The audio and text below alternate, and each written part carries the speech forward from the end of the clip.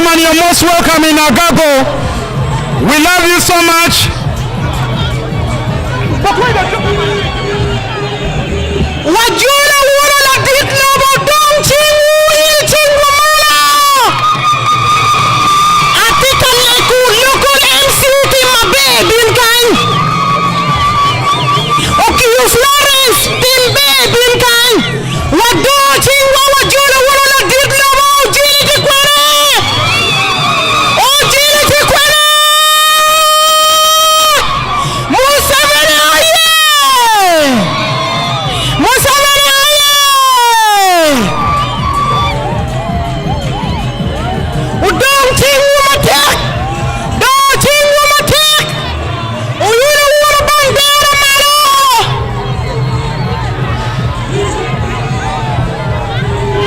Labit lobo wajuli. Wabero ke yom chwing wayilu tisat malo. Wayilu tisat malo. Wajoli, wajoli, wajoli la dillo.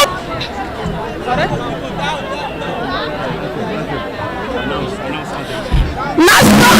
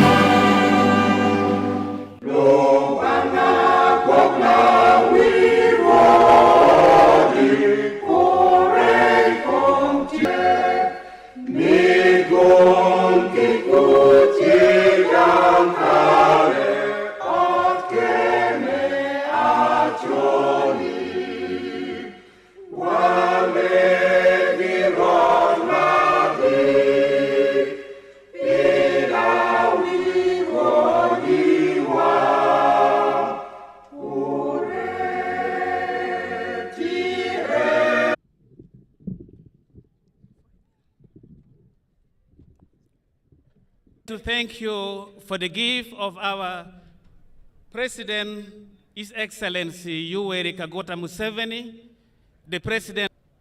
We pray that may you give him good health, give him knowledge and wisdom, that he may lead our country, Uganda, to realize the socio-economic transformation that our country, Uganda, desires.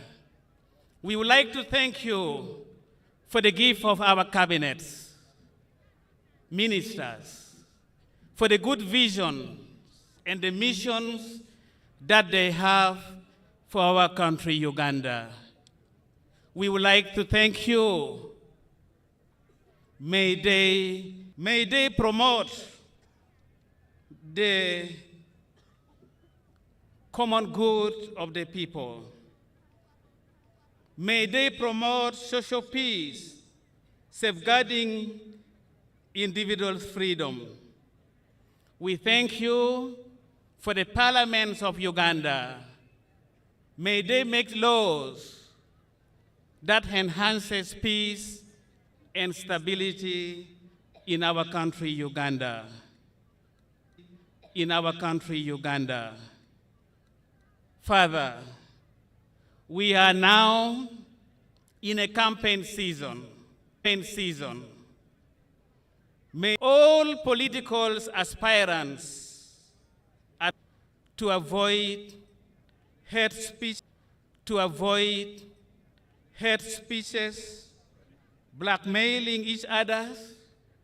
May they use blackmailing each other.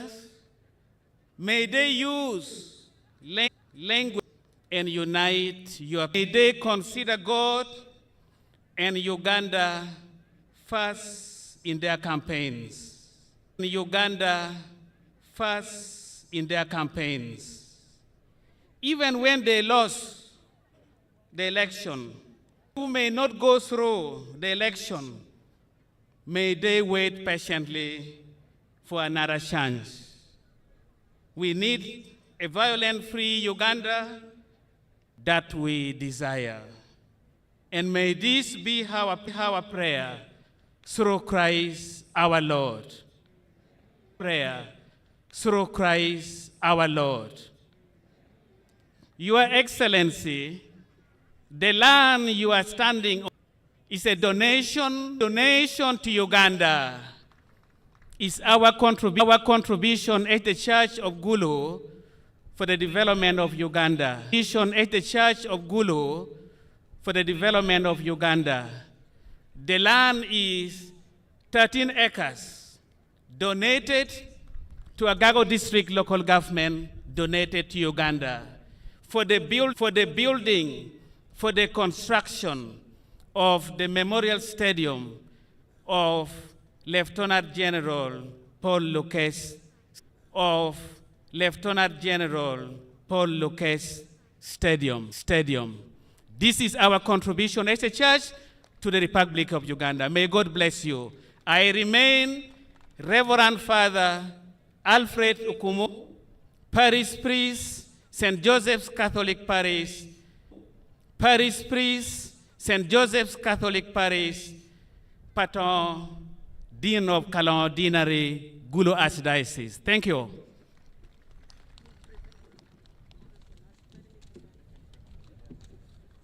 Let's pray.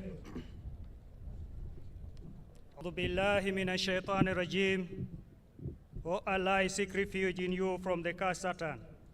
Bismillah ar-Rahman ar-Rahim, in the name of Allah, the most gracious, the especially merciful. Praise is due to Allah, Lord of the world, the entirely merciful, the especially merciful, and sovereign O day of recompense.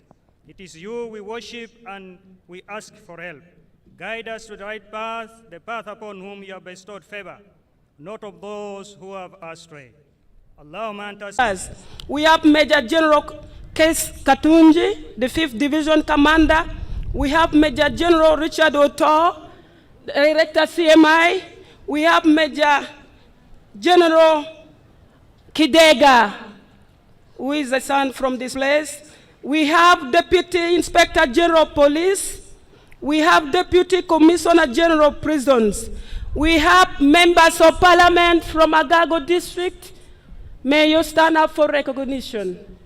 Honorable again, Honorable Amos, Honorable Ricky from Agago West. We have NRM flag bearers for members of Parliament. May you stand up for recognition. You're most welcome. We have Honorable Edward McMott, NRM flag bearer for Agago County. We have Honorable Amos Okot John, MP flag bearer, Agago North. We have Honorable Ricky Richard Anywa, NRM flag bearer, Agago West constituency. And myself, Your Excellency, I'm Beatrice Akelo Akori, the woman MP flag bearer, Agago District.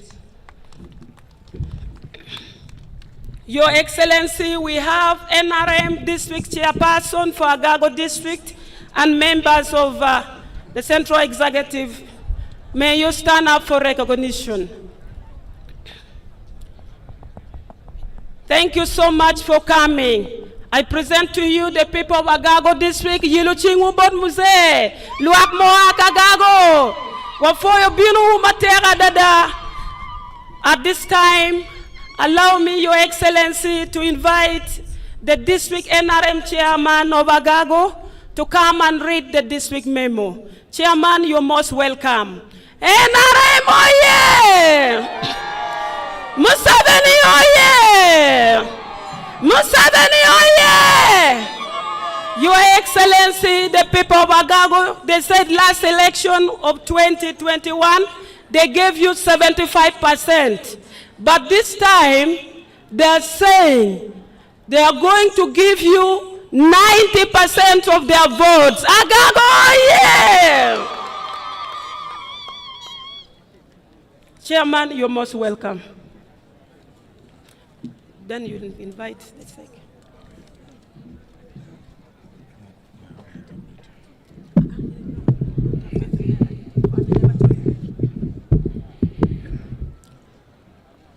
NRM oye! NRM oye! Museveni oye! Afoy luak duchu me Agago. Your Excellency, my name is Okera Walter Ogwang, the NRM chairperson for Agago District.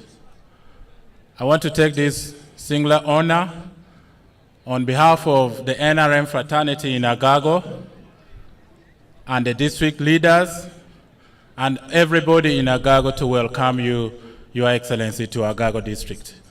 One wajolo la did lobo ay Agago kan kong for matek udong ching matek me jol la did lobo.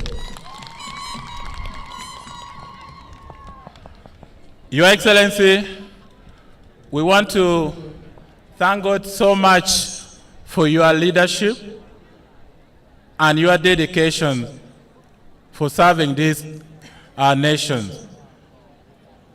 Today, you have reached our district for your campaign trail. And as NRM fraternity, we are very excited and we want to say a warm welcome once again. I'm here to give you an overview of the past 5 years that you came here, and we overwhelmingly gave you our vote as the best district in Northern Uganda. And we still pledge that we want to retain that title to be still the best district. That will give you the vote as the minister had already stated. Agago District was carved out of Pade in 2010. In our 15 years of existence, we have some gains that we have made under the able leadership, Your Excellency. We have registered 153,000 members of NRM, and they are all going to vote for you, Muse.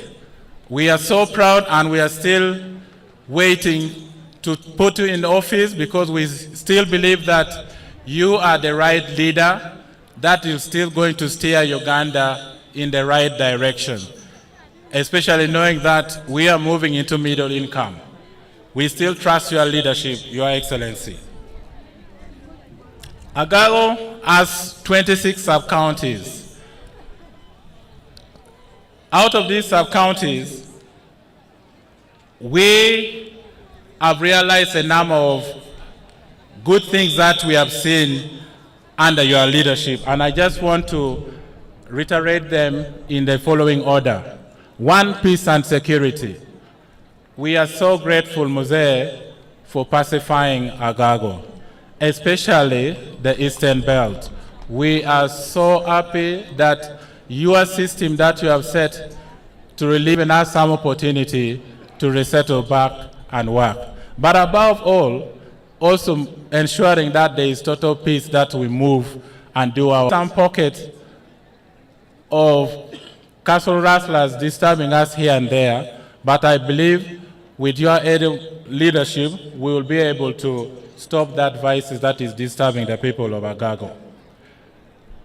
Development, we have witnessed a number of things under the 5 years that you led us.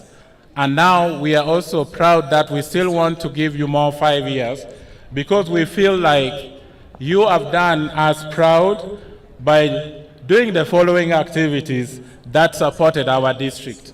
Our district has got a total support revenue from the government up to 223 billion. And we are happy that this has served the community so well by providing a number of things that is needed for their social services and existent.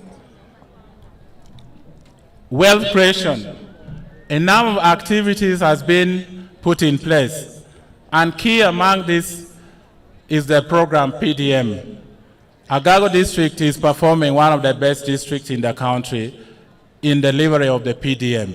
And because of this, I am so proud of my district leaders, especially the district COW and your technical team, for ensuring that you take good custody of the fund which is sent from the central government.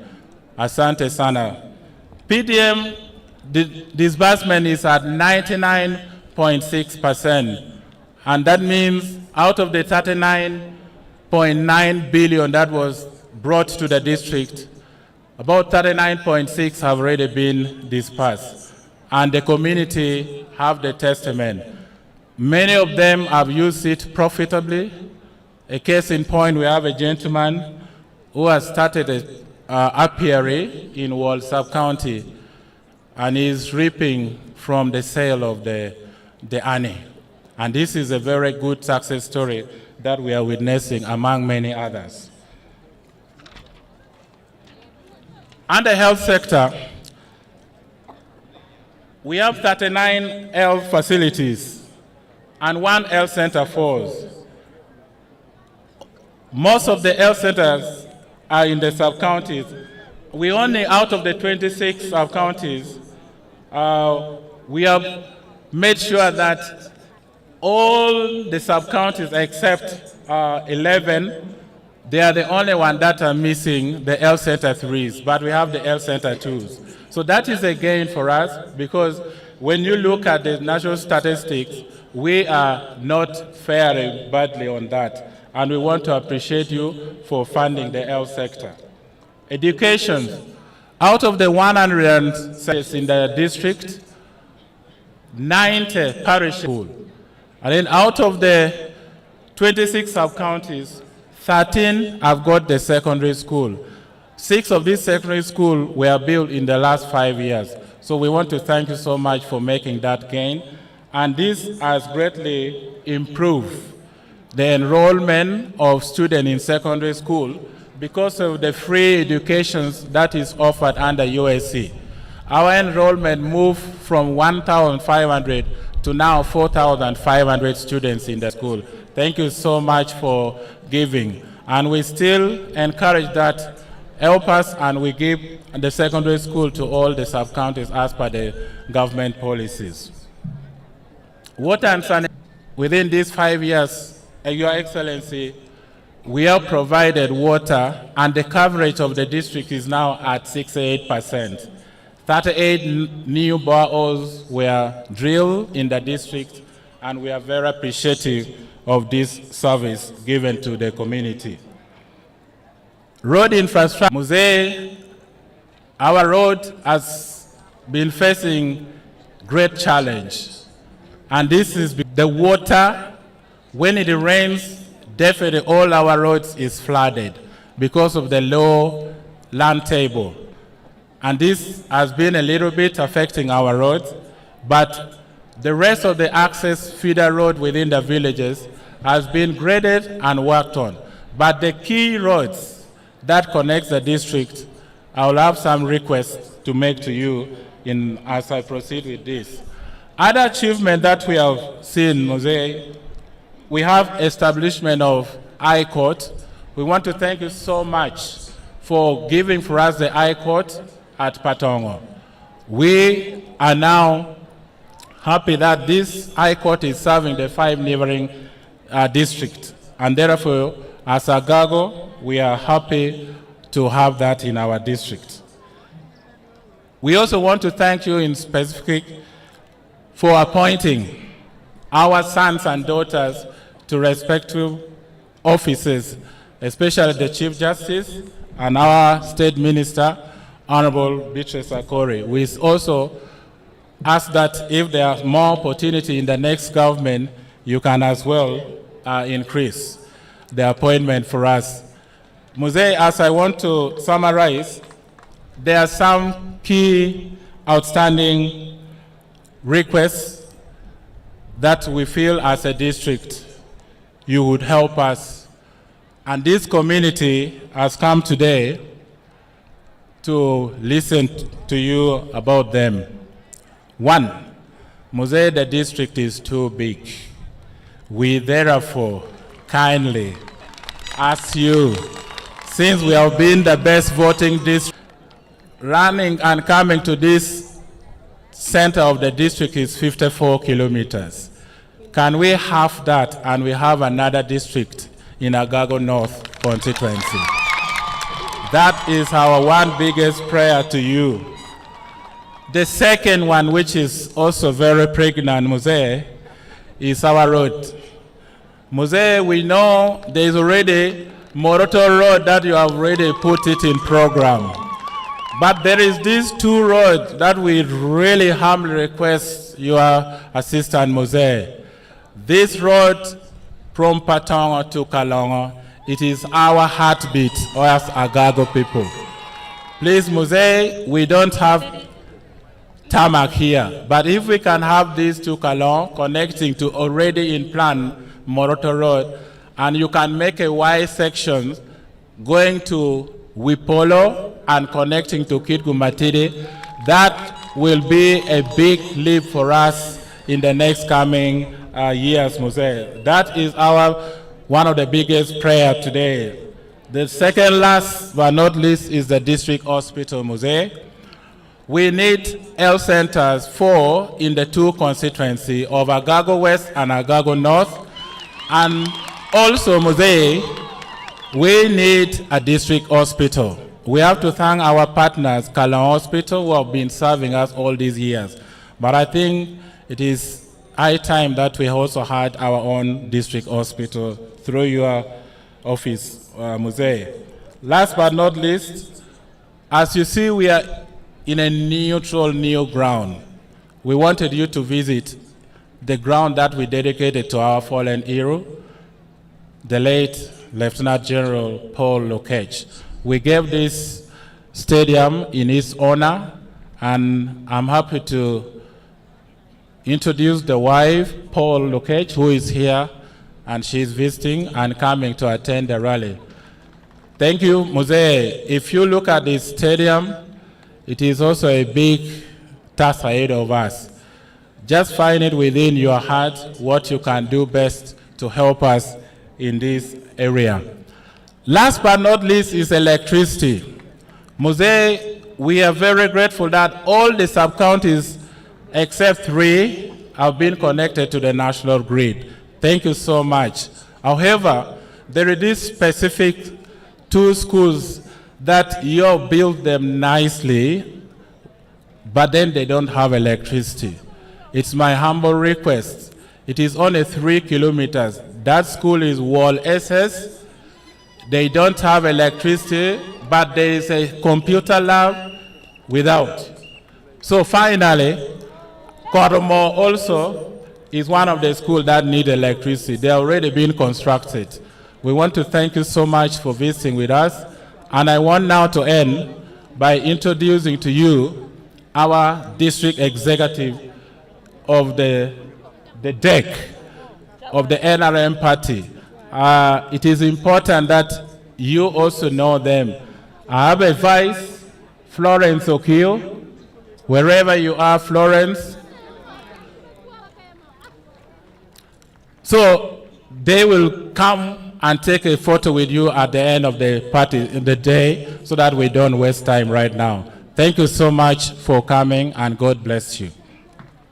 Wafoye totual won kom papati NRM mi Agago mi opero wa kachela chel bod la dit lowo donc wabi koro ketla la dit obikate ye wallo kapaton municipality weng mi ro la dit obidore ye local district local choli wodet compensation lok mapat weng won kom papati NRM mio.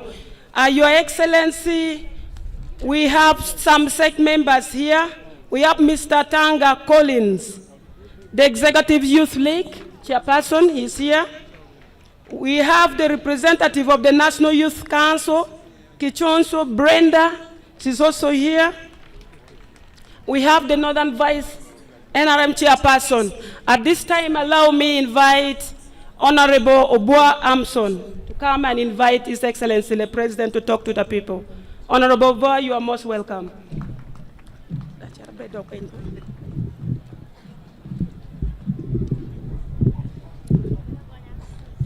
Agago wutie kawunu maro President Museveni ko nen kong yelo malo kong menyuto ni Agago maro President Museveni ijira kono tie kwene ijira me Agago ti kwene.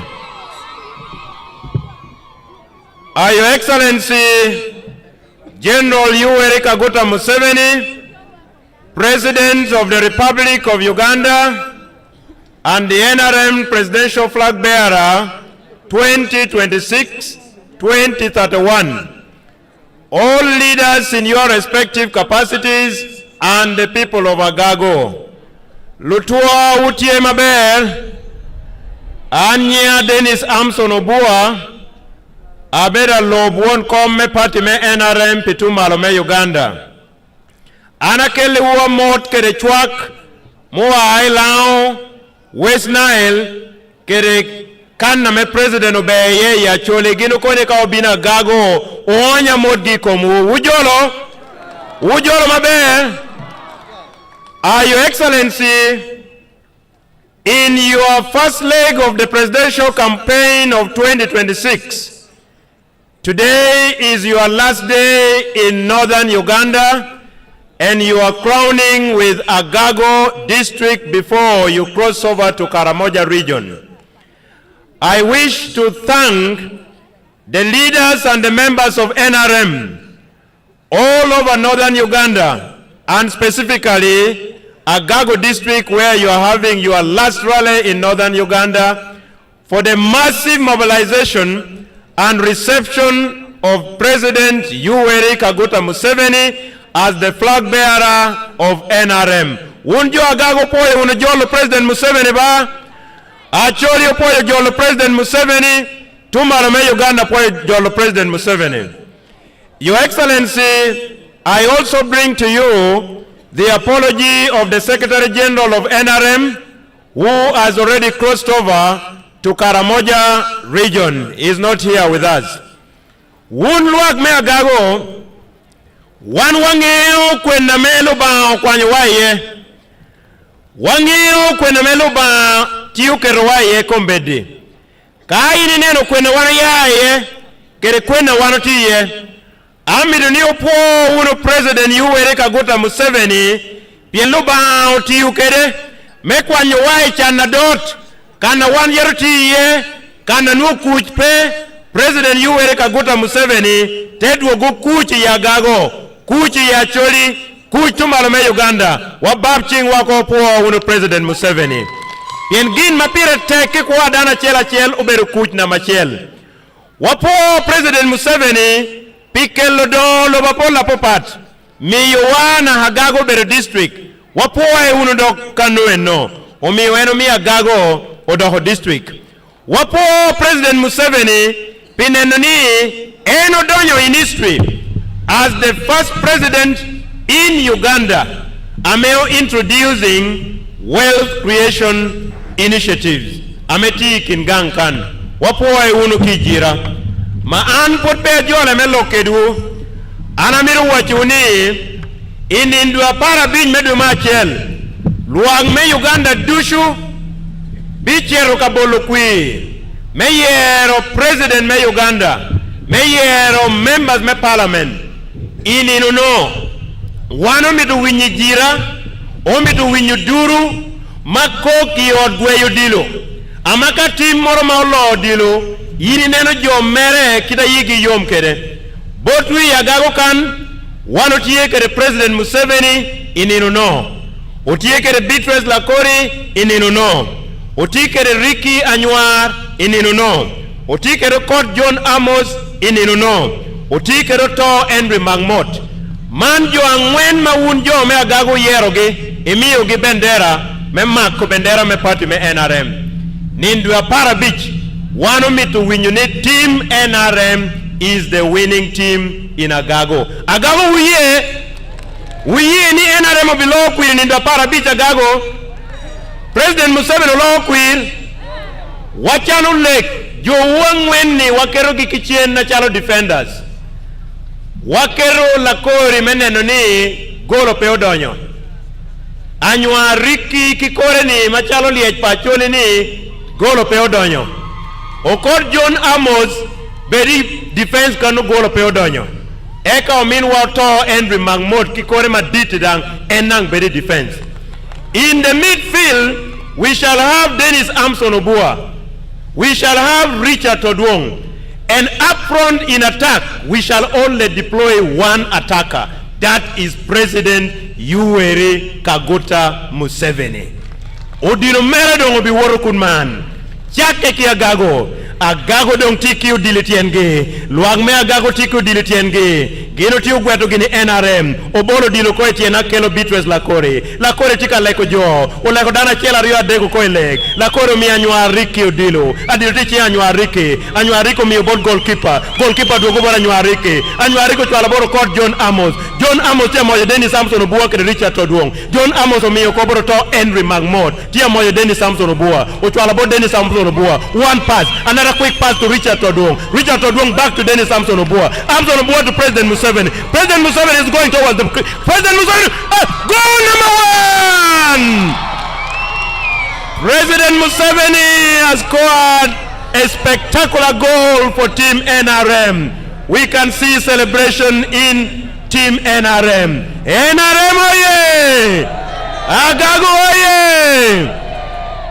Your Excellency, with that spectacular goal that you have scored as you exit Northern Uganda to Karamoja, let me now take this opportunity to welcome you to deliver your message as you conclude your tour of duty in Northern Uganda for the 2026 presidential election. Ami tukong yellow malo piendong President Museveni tia donyileg. Yellow, yellow, yellow, yellow, yellow, yellow, Agago yellow, Museveni yellow, yellow, yellow, yellow, yellow. Your Excellency, you are most welcome. Thank you very much. God bless you, the people of Agago. Vote for NRM and all the candidates of NRM. Thank you. Kopango. Apoyo teach Steve on the politics of Uganda, in the politics of Uganda for the last 65 years. NRM ubero katich matek iwibie mi Uganda pi mwagadong piera bichela bich mukarangech. In the manifesto which they are going to bring to your villages, watieki lok magi choyo pin man bikelo botu ichara chela chel. We have identified 7 points. Watieki tien loga biro mapat. Contributions in the last 40 years by the NRM to Uganda. Jama biro mapat ma NRM otimo yebotyo annually mi Uganda. The first contribution has been peace. Gina chiel mabe ma kuch in Uganda. As the other speakers said before me. Kit machalo jomo kene mo bero ka loko ma NPA bino ka loko bero ka wacho. You, the people of Agago, are some of the witnesses about the lack of peace, what it means. Ni unjo me Agago moko chaden ka kuchpe unungeo ti loke kit matek kere. This area suffer from rebels Kany mapat bene ki adui and cattle rustlers. watie bene ki jo magi lukuodiang. The last time I came here I was in Baldege, which is not far from here. Niano ma arabino kabero make luoni bar lege pibo ka ki kany. And we discussed the cattle rustling problem. E bino kap lokom lukuodiang ki ken ki pero magiti ka kelo ne botwa. What I discovered was that the army had the capacity to, but they were doing what you call in our language here, bango corners. They were bango corners, the rustlers. Ni ene bini no ni lo moñ tike kero me joko luñ po jong ma yelo wane eto kar do lo moñ geti America chamora ki bango kwon. When you want to eat food, sauce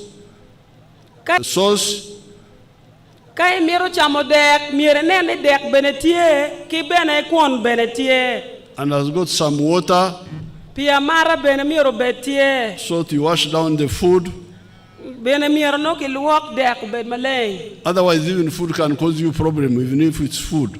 Ni pero bedo tie kay chamo dek chipi maro pi.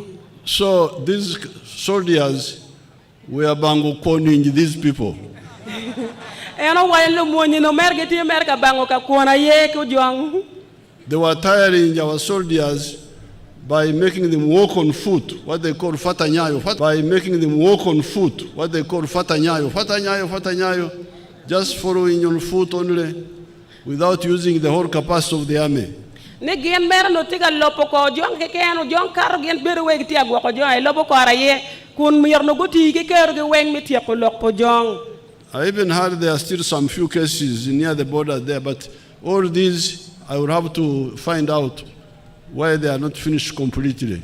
Ni ene niang ni furu eno jong a chen niang ni furu eno jong a chera chele futi ga yelo wa mir ko de niang pingo pi aguti ko lok e weng. Because we have the capacity to finish all this. Ni gene ti ke kero mi ti ko lok a yela po jong yo weng. And that time when we were in Balegi, the commanders who were involved brought very clear cases of not serious management. Ni jolo lu diru moñ mano gel do moñ kar no go kelo lok mogo mano pi lok makonyo moñ mano gel do moñ kar no go kelo lok mogo mano pi lok makonyo. Because some of them said, you know, these cattle rustlers, they are no longer staying in kraals, they are staying in the bush. Ni kieno berka wachine ne ano we ena lokki we magi kwalo diange dong pegi bere gangi gen dong tika koy mere luma ye. But if they are staying in the bush, they are easier to kill because they are isolated. You can see them. En macharla dir lobe we ka dong gen ti lum dong bera dada do ci nek gi ku no. We have capacity to see them by air, by UAVs. Wano tiki keru mi neno ki wi yamo ki dege ki mi neno ki drone we ki nek gyo. You the press, show these people my UAVs. Where are the UAVs? Bring them up. The one for just the press. Bring it up, bring it out here. The UAV. UAV tikwene. They will bring it when they are ready. So we have been able to bring peace because we built up a strong army and a strong political party. Nigien mo wero NRM o kelo kuje Uganda loro pien gieno wero monyo beru lu mony matera dada kidong beno gieno wero party NRM o chung matek mi konyolwa. All of you have contributed to peace. Ni wono chung kanye wen wono yo beno wero kutie. Because you bring information about the troublemakers. Pian wono beru kami ungechi kom joma kela yela bodlo wotgi. So therefore, by NRM believing in the politics of unity, not believing in the politics of sectarianism, we have been able to unite the people politically, but also build strong national institutions such as the army. Engino wero NRM piye lokmi apora pora. NRM miro lokmi ripe. Wero kubere NRM uchung matek mogeru pati mapat kidong bene NRM machalo patu chung matek mineno nene kikelo don lobi Uganda. We don't care about your religion, we don't care about your tribe, we don't care whether you are a man or a woman.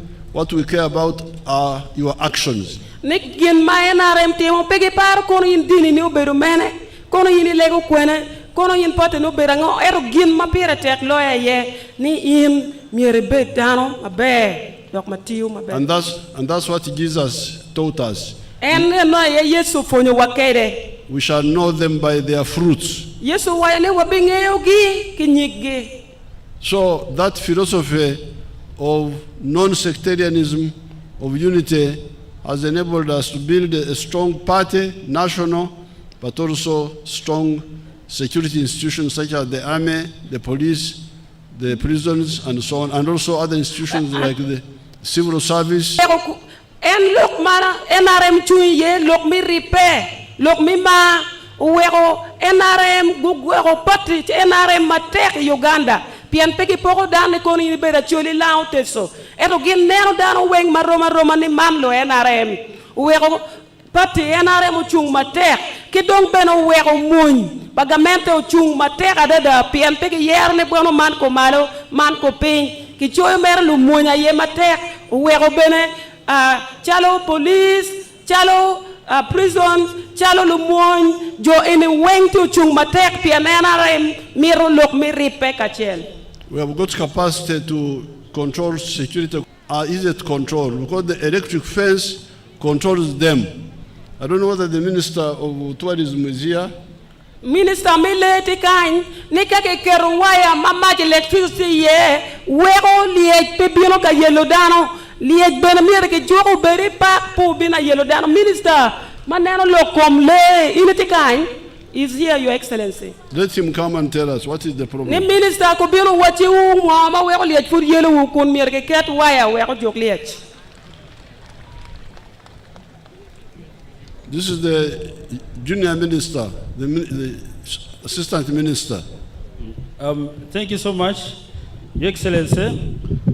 What we are doing, we have two boundary, both Kidepo National Park and Karenga Community Wildlife Area. Because of your directive you gave us last year, we are going to do 100 kilometers of that fence starting from Karenga. And we've started work, Your Excellency. And we'll also cover this area. You have already started? Yes, we've started from Karenga, sir. Very good. Thank you. Excellency, let me interpret that. Minister, maneno lokom le mano eno wajoni gin en la dit lobo golo ore ne miro ki fencing kama leti ye ki debo kuja. Che gin dong gin bi kero fence kilometers maromo 100 mineno nene liye po berotie ka yelo dano kan dong gi cha ko to fence ne okay site me Karenga ki bi kero watung kan weng wek liye po yel dano. So we have the technical answer. The electricity shocks. Ni kay nem ke match electricity ka liye wo chok match electricity go liye doko e pa. I would worry if there was no technical. There is, and we have started. Ni kano emno chune poro kano ni eto kit match electricity en cheng dano beri ikam eto pedien miro beri kam. Because people are people, they are intelligent, they can stay, they can there. Dano tiki riako mapat giromo word chero no cham chero timo gin maye miero. But the cows have not gone to school, they are not intelligent. Ni diang po chere gang kwan petiki ngechu mageken ki gore campingo. And they charm a lot of grass. Ni chamo me ka lumiken. So if you have protected corrals, where will they graze? If there are too many, the grass will be very rich. Ni kado gor dien yo ka chel gendo bichamo kweneko. Kadong kacham no nok no dien dong join mara. To eliminate the troublemakers so that the cows graze. Ni dong gin mana la gam metieko lok yo we ye metieko enjo akwalo dien wane. Wek dien wo what free. As was introduced by one of what you need is quick alarm from the crowd. Ni gina dong ke miro loya ye ka dien ke kwanya miro wek loko ngene ko yor. To the command center. Wek loko ngene ko kamano lu monti ye. For the UAV to come. Ni gimo machine pa mono mo ke luone UAV en miro ko bin were ko nen no ket me konyo. There's been theft of cows in Patongo.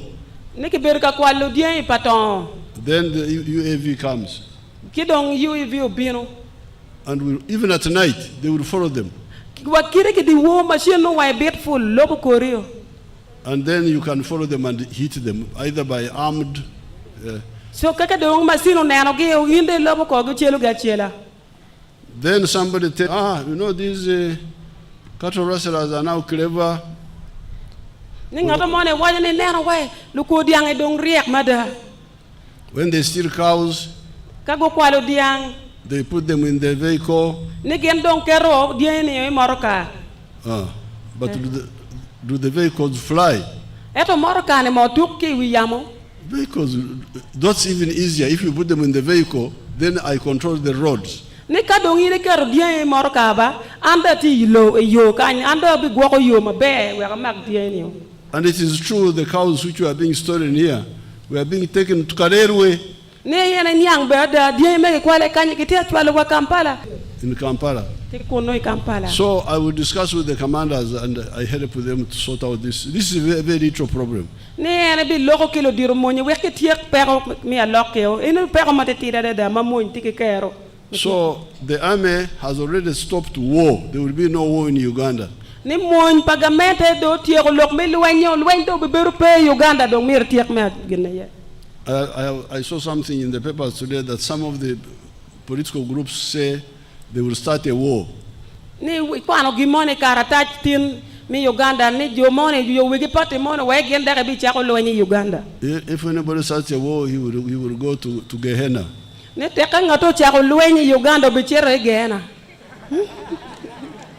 He will not go to heaven, he will go to Gehenna. Ni po bi chere polo matual bi chere Gehenna ye kapin. So there is Kuch here in Uganda now. Ni ku bere dong peace tie Uganda. The second achievement of the NRM, Tij mabe mi na Mario ma gamente pa NRM otimo. you can see this one. Ni oneno ginate toke malo ni. This one, this is a smaller one for photographs here. Ni enitima de tino mera mi mako chele ken. But there are bigger ones. Ni ma don e tie makaro menno. They can fly by day, by night. They are not. They are flown by people on the ground. Ni jo ginim tie ma don ma tukki di wo wage di cheng weng no down te pein ma controle. They are normally controlled from Nakasongola. Ni gine ni ki doro wa ki ka bedo ma ke luone Nakasongola. They go all the way to Congo and come back. Ki oro gi chero we Congo dugu chen. I can sit in Nakasongola and see what is happening in Congo. Bedo me Nakasongola kenyo mot ne tie neno ginate te me wa ki Congo. So when you say cattle rustlers, this is a joke. It's not serious. Ni kay way ni lo ko dianga mo ani mer lok me tugo mo ke ken pin lok kat perta. By day or by night, we can get them. Ni kiri ke di cheng ke di wo ko rigini neno ke weng. This one is a small one just for taking photographs from above. Eni mer ma te tiri me mako chel ki malo. Now, the second achievement of the NRM Jeme mabe me na Mario ma NRM otimo. is Donglobo. Ena ye dong development. You speak it better, Chori. Never. Ni ena ye dong lobo ni a look leba chuli. The Donglobo has got two parts. Ni dong lobo tiki yora rio. There is economic infrastructure. Ni mi achien ayo beiro chalo jeme meki geru maneno li kung. Meaning the roads, No tian loke tie chalo guru, the electricity, match, the railway, koga, piped water, pien me pipe meki yuayo ke penye, telephones, chimma wano tikere, other advanced systems like internet. chalo internet meki dia ke chimme. This is all part of economic infrastructure. Ma ene wen ke luoni don lobo maneno kung. So you people here in Agago Un jo mi Agago kai, can audit. uno romo nenno. You can audit NRM. So what in the infrastructure, what has the NRM done? Ni ya Agago kai uno romo kwedo ko NRM lokom don lobo manene kung gyote mo genango. I'm very happy to see that there is much here already. Ni ye yom mo meneno ne maj bedong tie ya Agago kai wakakanya wati. You don't know how I struggled to bring you much. Un pongeo ketene tuto kere me kelu mach. I think they were Swedish. There was support fund. First of all, the electricity here was stopping in Lira. Ni mach no miero gikwa Lira. So I had to bring the electricity from Lira further on. Ende cha oneno ne miero mach wa ki Lira ituto na ka kelo mach batung kai. To West Nile. Itwalo benwe West Nile. To Kitugum. Itwalo wa yukit gum ge weng. Now, at some stage, when we got to Conakry, Icha mo ke chiro chalo yu kona kilak. the Swedish were supposed to fund the transmission lines to Patongo, to Kalongo, to Adilang. Dul mo ma ke luo gene studi no miro gen ko koñ ga meta ki chilling mi neno ne ki kero line mas ki kilak o cherat paton ko karo chera wakalong. Then they said, no, we no longer want to fund it. Go waje paton wo be mini wuchente.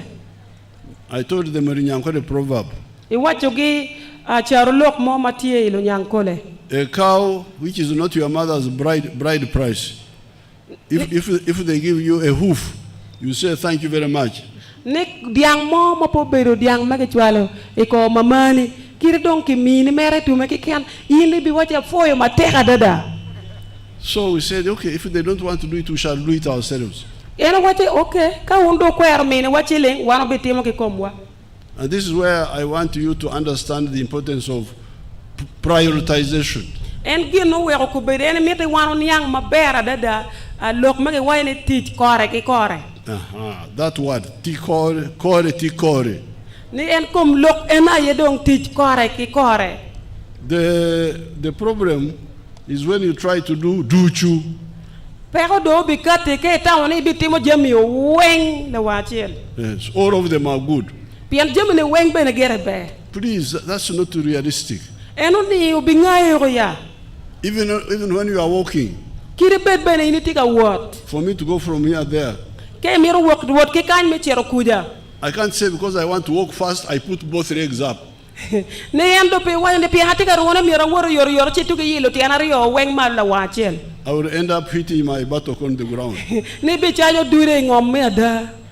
So you must one leg up, one leg down. One leg down, one leg up. That's how people walk. Miro yili woro yilo ti na chel malo na chelo dong pen do ke kera chel pen yilo mone malo no en kera dana woro kere no. So in 2006 I insisted that we must put more money on the roads and electricity. Imaga liberio kabichel ene tanya ne miro ke kep chilling ma dirti lok me gudu ke lok me match. Because you know we are bush people, I'm a bushman. Ingeo ne ene beru dana mer me lum ene ko me lum. And we are very good at kore. We know how to do one by one. En ngeo lok me tit kore ki kore dada. But people in the town here want to do chumaber. That's not reality. Ne dano ki town miro mer ne giti jami weng la wachel eno ne pelare ya. So when they listen to me, we were able to have money in the energy fund. Ikare mageno yeta meno ibiru ki kero me keto chilling ilok me match. And I was able to transmit electricity from Conakry all the way to Adilang, I think even up to Kotido. Iberu don ki kero magi yenen mi keto chilling mi match ikwanyo match ki kona kila ubino karo ki palu chero paton o karo chera wa Kotido. And I worked on a number of roads. Beneti yo mapol. Like the one from Oruyo, Anaka, Kochigoma, Gulu, Kitugum, Musingo. Actually, Bulu here near you. Niene tiu yo ma aki o luyo inoya bino wok gulu karo chero kit bina choli bu karo chero gulu wai boda wa kit gum wai boda Sudan. So because of the quality code Adlang up to Abim. Bien ene tiu tit kore ki kore we ko mach ku be dong tieo chake mera ke kona ke lak Abim weng wa dilang weng machiken. You have telephones. One beno tiki chim. Everybody has got a telephone now. Ne dano ku dong pol dano wen welo chimo. You find somebody picking Malukwanga with a mobile phone. Ino ngaro mera meti ang wede malakwang no tika gamo wa chim bene. And she tells you here, Tie Malukwanga Maber. Ne kanya tiki malakwang mabe. Because the phones are everywhere. Piandong chim tio kat mera kabiru weng. Now, on the roads, Lokom yodong. we have been trying because of the other quality, we move, but then people come and divert money to other things. Gene tega toto bene ye. Eto ingeo kire mere ke ti kore ke kore jo kena pudok poko chilling twala igino kena. For instance, you had people striking. Ine winyo dano bedo ka timo strike. Teachers. Lufonye. If you don't give us money today, we shall not teach. Ne do fonyo te wache kapede mina wache lingtin pe wabi fonyo dong matuwal. But this is your family. Ero mano berilu tino wudo. We are struggling with the money for the roads, When no furitiga tutene kong chilingi weke fuki gudu. for the march. Make follow match. And you want salaries. Ero yite mero mero muchara ye. Salaries were able to improve the salary of scientists because they are fewer. Ne gino weko gene mero muchara palo fonyo science pian gino. And we need them now. Wa mero gi kubedi chawani. For some of the work which is needed now, like these roads, they need road engineers. No pian ne kachalo ne giti gudu no mero engineer no belo ngat mathematical science. I am somebody of literature.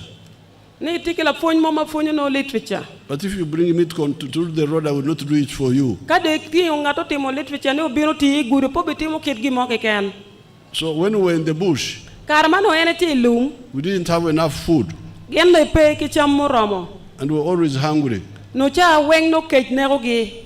Now, if you have got little food, Kay tiki dek manok. you have to decide who eats this little food. Yin mire do mok tami nga mo be cham manok matieni. Should it be the commander because he's big, his status? Ne mire dong no kamanda yo champion ene dong ti dano madit ka kenyo. We say no. Ene wache pe kamen no petimme. The one who should eat the food is the one on duty, on guard duty. Ne ngat mamiro ko cham dek no ngat mati ka tich mati dog tich ka tich machalo no ti gwako dano. So that when the enemy comes, he fires and we wake up. Manyuro le muny mati kuri ka gwako dano mati ba luenye ye kala mono biro chielo no miro bet ki kero. It doesn't mean that he's the most important, but at that time, the one we need most, the one to alert us. Petian loke no eno ni kene ngata pire tere ere picha eno ni yor no pire tere we ko mede. Or the one you are sending for reconnaissance to know where to attack next. Kidong bene yomo kene mano chelo lo kweda magin ngeo ni aka eni mir ke chel kaka cha emir ke chel bene. Now, if we get, that's how we survived. Ene kita wano ko kede no. By emphasizing what we needed at that time.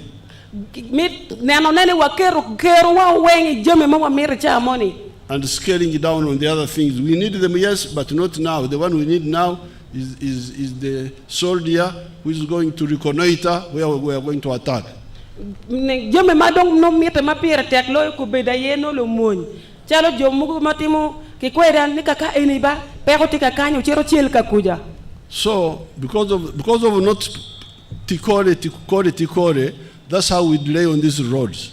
Ni pian pendo ke tika tich kore ki kore we wagale ki tiji kom yo mugo matikanye. But I think now our people are learning from their mistakes. Eto kubede dong jo wadong tika ngut dog tika nong fon dong ni woki pero mageno bere ka woki ye. They will listen to my kore. Gen dong kubede tika ye ta meme ene wayne miero ki tich kore ki kore. And we can do more of this work. Ti dong babete mo kore tichi maduong adada. So this road will be done. It's already in the program. The road from Gulu, Awere, Konakrak. Ne yone dong ki kere polan pagamente. Yoma aki Gulu bina Were chiro Konakrak. Then from Konakrak, Patongo, Kalongo, Adirang, Abim. Yoma dong aki Konakrak bino Paluo kar Paton chiro Kalon bino do chira Dilang Abim. I know these roads myself. Ene ngeo yono en ki kome.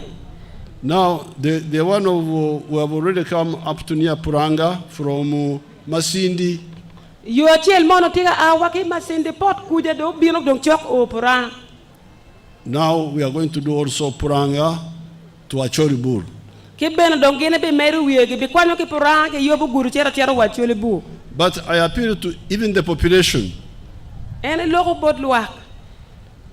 to accept the principle of tikore, because that's how we can do things decisively. Instead of, because when you try to do, I think they call it in Luo, actually poro. Yes, ne en bene legu un luak. Ni o ye weke ti kore ke kore.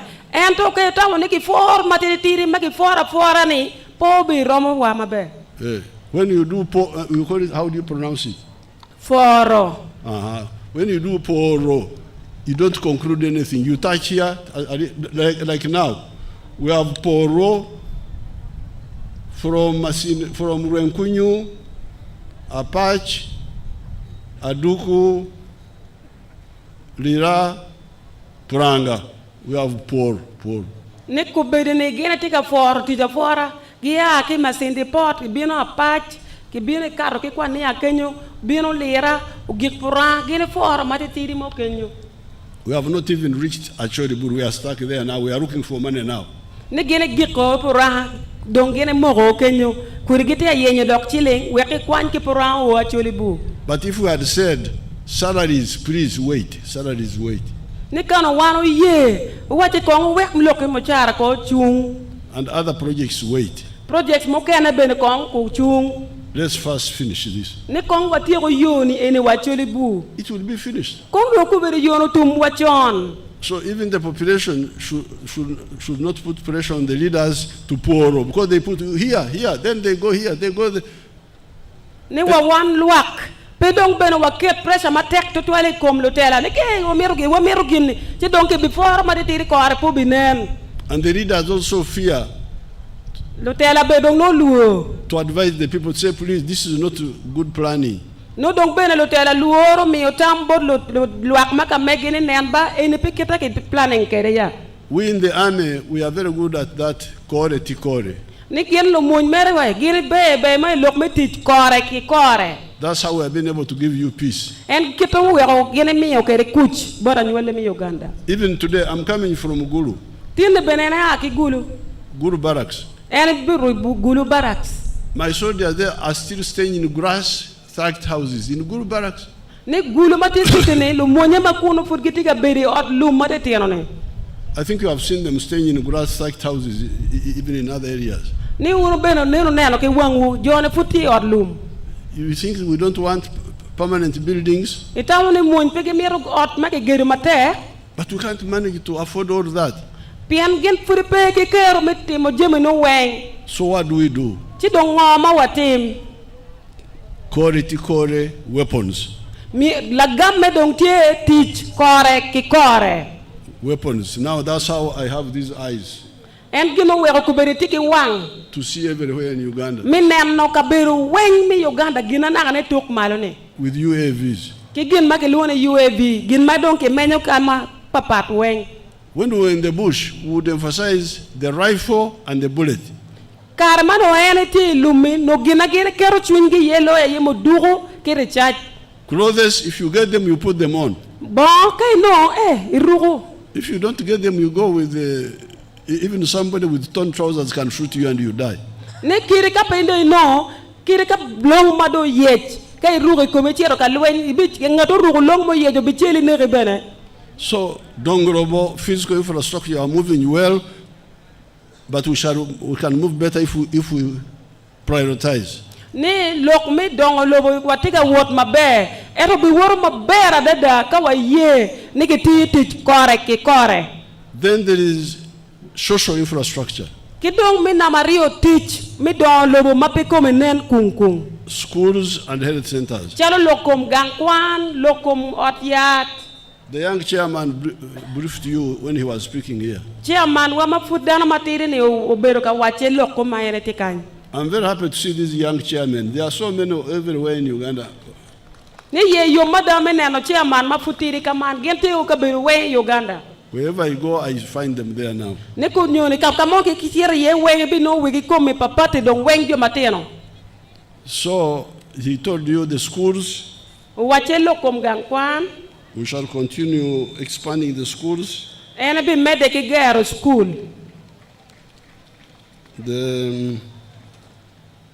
But also some little advice there. Iteke la tam mo matetiri mamire mi ka kenyo. This whole file is about to Agago. Ne warga ene ke na pages a bichi wente a loka ga o ke kan. Everything is here, but I don't have, we can't go through all of it. Ne jamme make cho loko maga wente kenyo pero mo wote ye wen ka chela chel. Now, where I need to advise you, Kakametamoni mi yetam botwaye. The government primary schools in Agago are 112. Nik school primary magamente yiloyo yagago ti 112. Agago has got 117 parishes. Agago tiki parishes 112. So the schools are almost equal to the parishes. Ni school dong chok Roma ki parishes. But in the file here, the parishes with the primary schools parishes map tiki primary school are only 42. Tie parishes pierangwan we are rio ke kane tiki school primary pagamente. There are 75 parishes without. Parishes maromo piera biro we are big peki school primary pagamente. Which means there are other parishes with more than one. Manyurne parishes mokana tiki school mer maloyo maduong makarachel. So this distribution. Mane don't kita no ke biro ka poko kere ke school. I've told the Minister of Education to check with even other districts. I have found the same. E wacho gankal madit maneno lokum fonye meneno kit me poko ne mabe. Pe Agago ke ken eto districts mokene. Why can we not insist on having one government primary school per parish and then we go to another one like that one? Pengo pe kong dong wano ket niki pok ti choma rom parishes weng kong dong gunong school pap government me primary weng. The secondary schools we have in Agago are 9. What ye ki Agago bungwen. But I can see plans here. Iti aneno plan matikai. The more schools. School mokane manyen. Lokole ki bikere ye school. Construction underway. Donc chok chako lok mi gedu lokole seed school. Lapono seed school is completed now. Donc etiroger Lapono seed school loko. Kotumor seed school. Construction underway. Ketika ger ne furi. Wall construction underway. Wall seed school bene ketika ger. Centers. Futika Noel Center.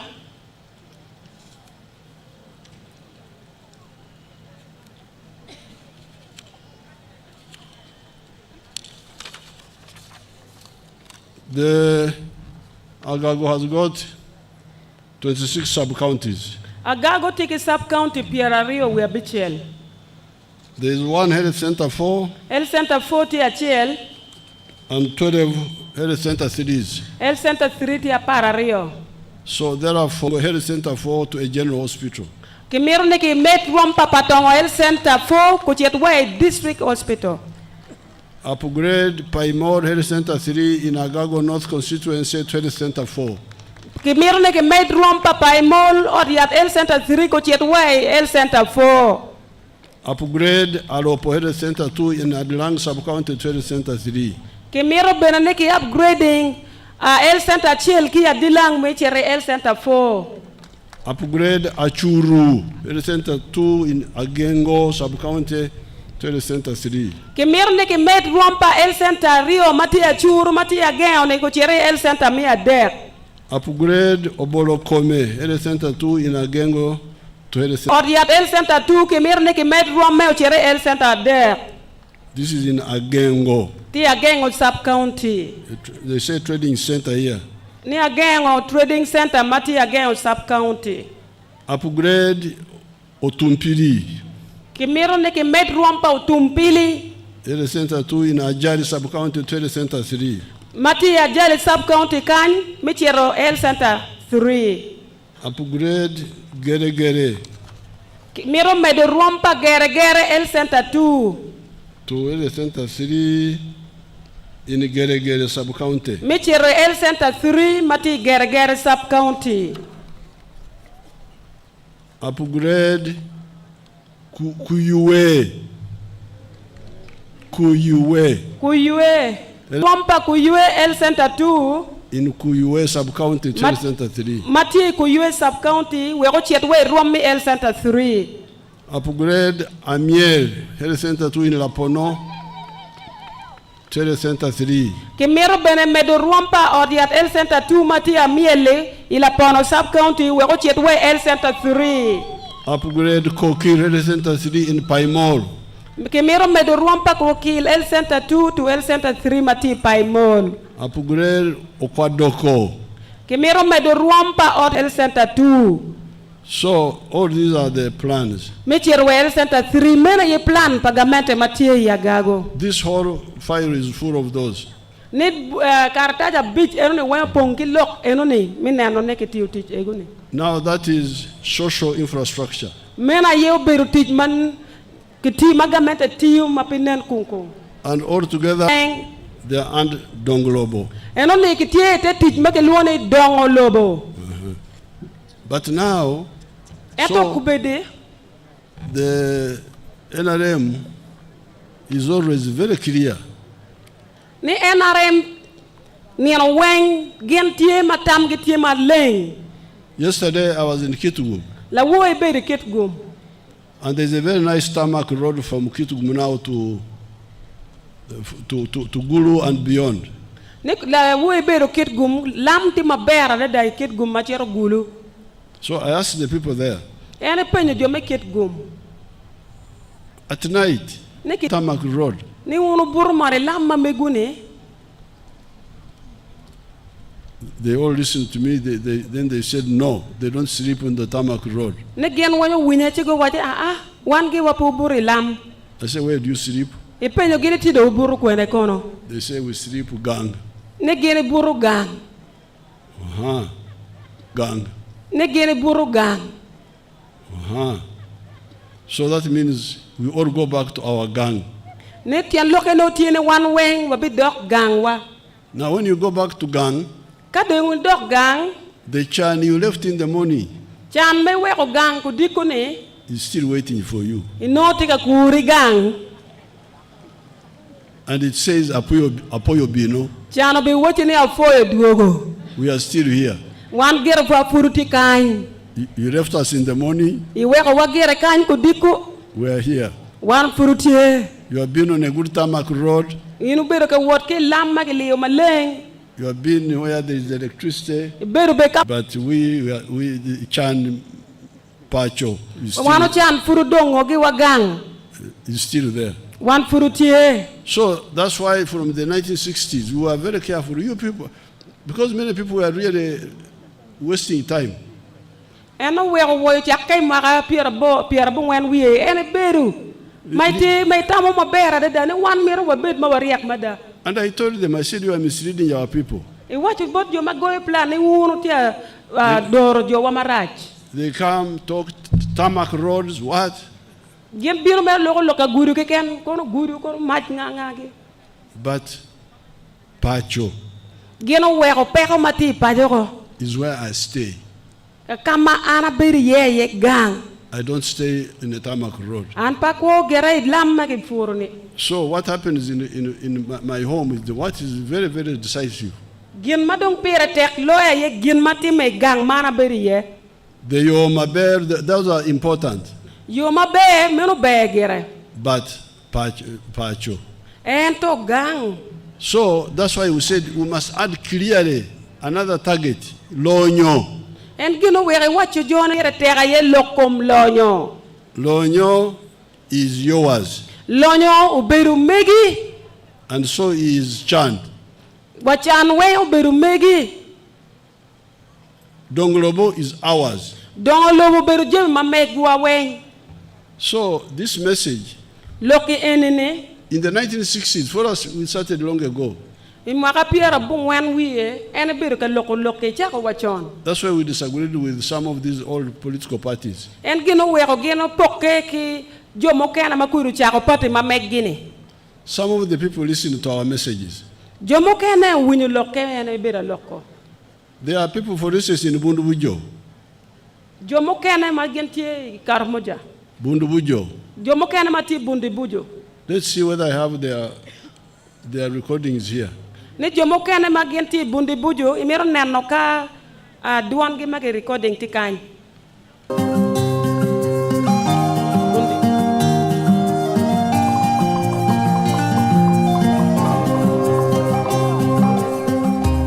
nisie Katiro Bernard wikazi wa Kanyantoa village Parish yanje ni Nyaungu ward Gomboro uganyikere town council district ya Bondebogio ndi mulimi nkatandika kulima ekoko ninari muto musiregune ni eka 12 nkatandika na kuhera eka 5 natura nagwongera nakabone mugaso gwa ekoko ngwakana nongera musiregune nkagulima mu mirumo 3 anika kumpeseri kenke yage nanena kura ateni ndi mu mwaka nkutayaga season ya mwaka ni meri season yone nili mu meri ya 5 meri musanju ni off season kubaga noya mu kenke okwezi ninoga tani 3 atisawe ne koko eri kumitwaro 2 kitundu oye milioni nsanju ne 5 nsanju ne 5 oziyobusifuna ozikozesa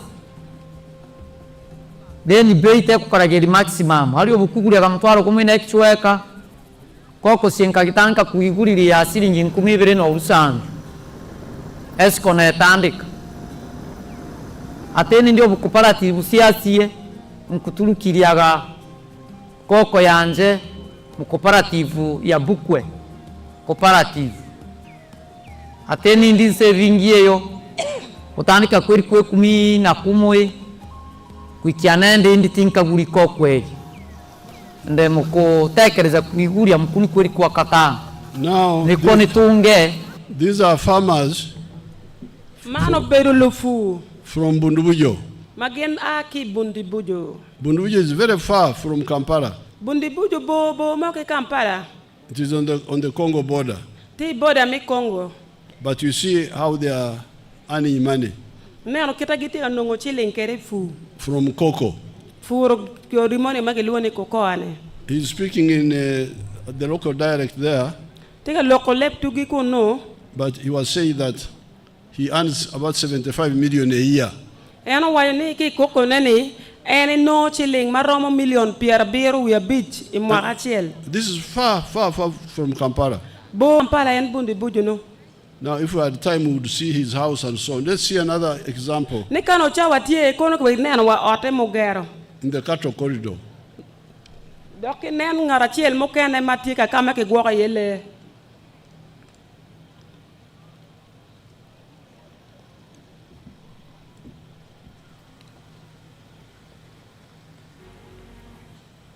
Eba, nuhu ni tanti sir. Tataka anda gentu wafuya taalobo hagwachidan. Meirisa, zakanya, nagura mataka, nyusenazo, zankoriri nkwenda, zashubitiza abana, abana bihereze, naturuhu, kabanza munyankore, naija nahindura nk'umwata mw'injungu, nuko zahanyuranye nazitunga, atizungu zindi sikumute.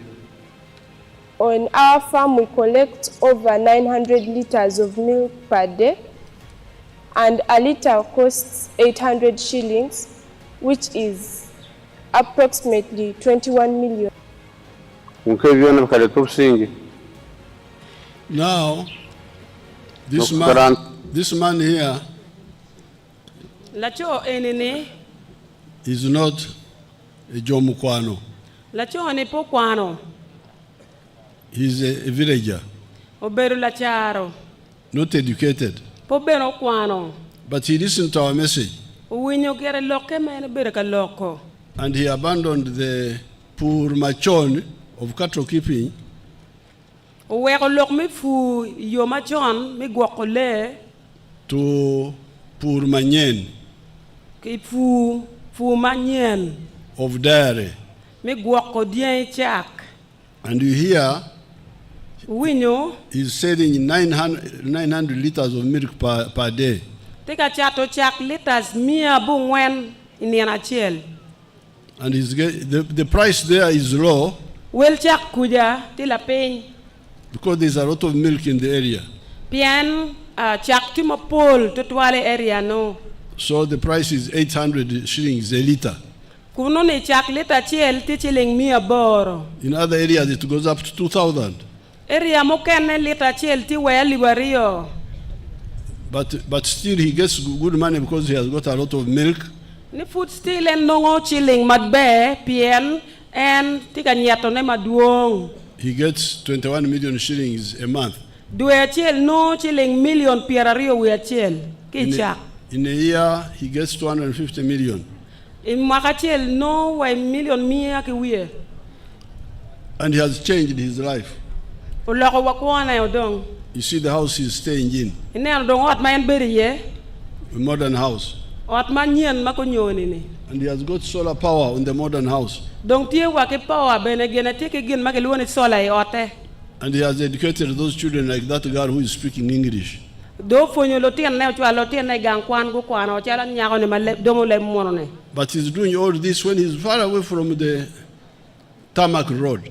Tika Timothy chene ke kama bora de ke kama lamtie. Tarmac road is like 70 miles from where he is. Kama yanti yene tarmac road yo make le lamtier kilometers piera bero. So this has been our message all this time. Ene yo beru lok me ene beru ka wachu pikara ni duju. Let's see what some of our people here have done. If there are Kong wan nen kong jo wa mugu matung kany bene guti mungo.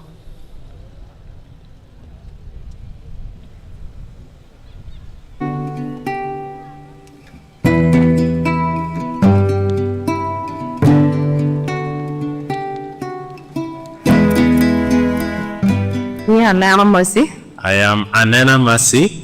Until Kuobo Center Lualkai. I'm a tailor in Olual Trading Center, which is in Laguri Village, Ayila Parish, Gurgur Sub-County, Amor District.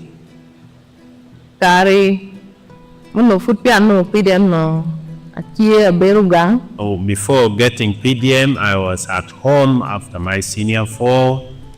Ye ang benagang project PDM o chiamba no chana only. After PDM came in, and then I was able to be given 1 million from PDM money. Pero mahali wario kipiario ya ngoyam. It was the year 2024.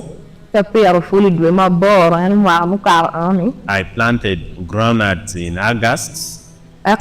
Ya kwanyo After harvesting, I was able to realize that 5 bags of groundnut. After selling, I was able to get 2,100,000 shillings. On top of that, I was also able to study tailoring as a course. I was having only two showing machines, these 2 singers showing machines.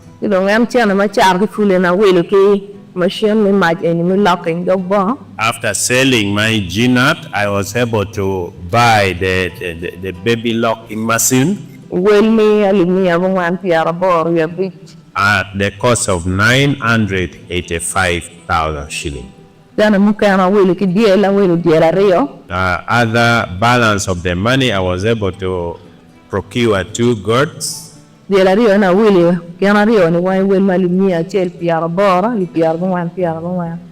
bought them at 180, the cost of 90,000 each.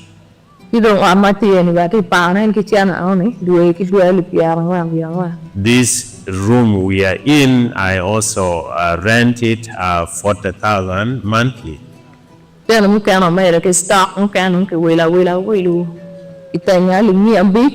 Some other balance of money I was able to add with my stock at the cost of 500,000.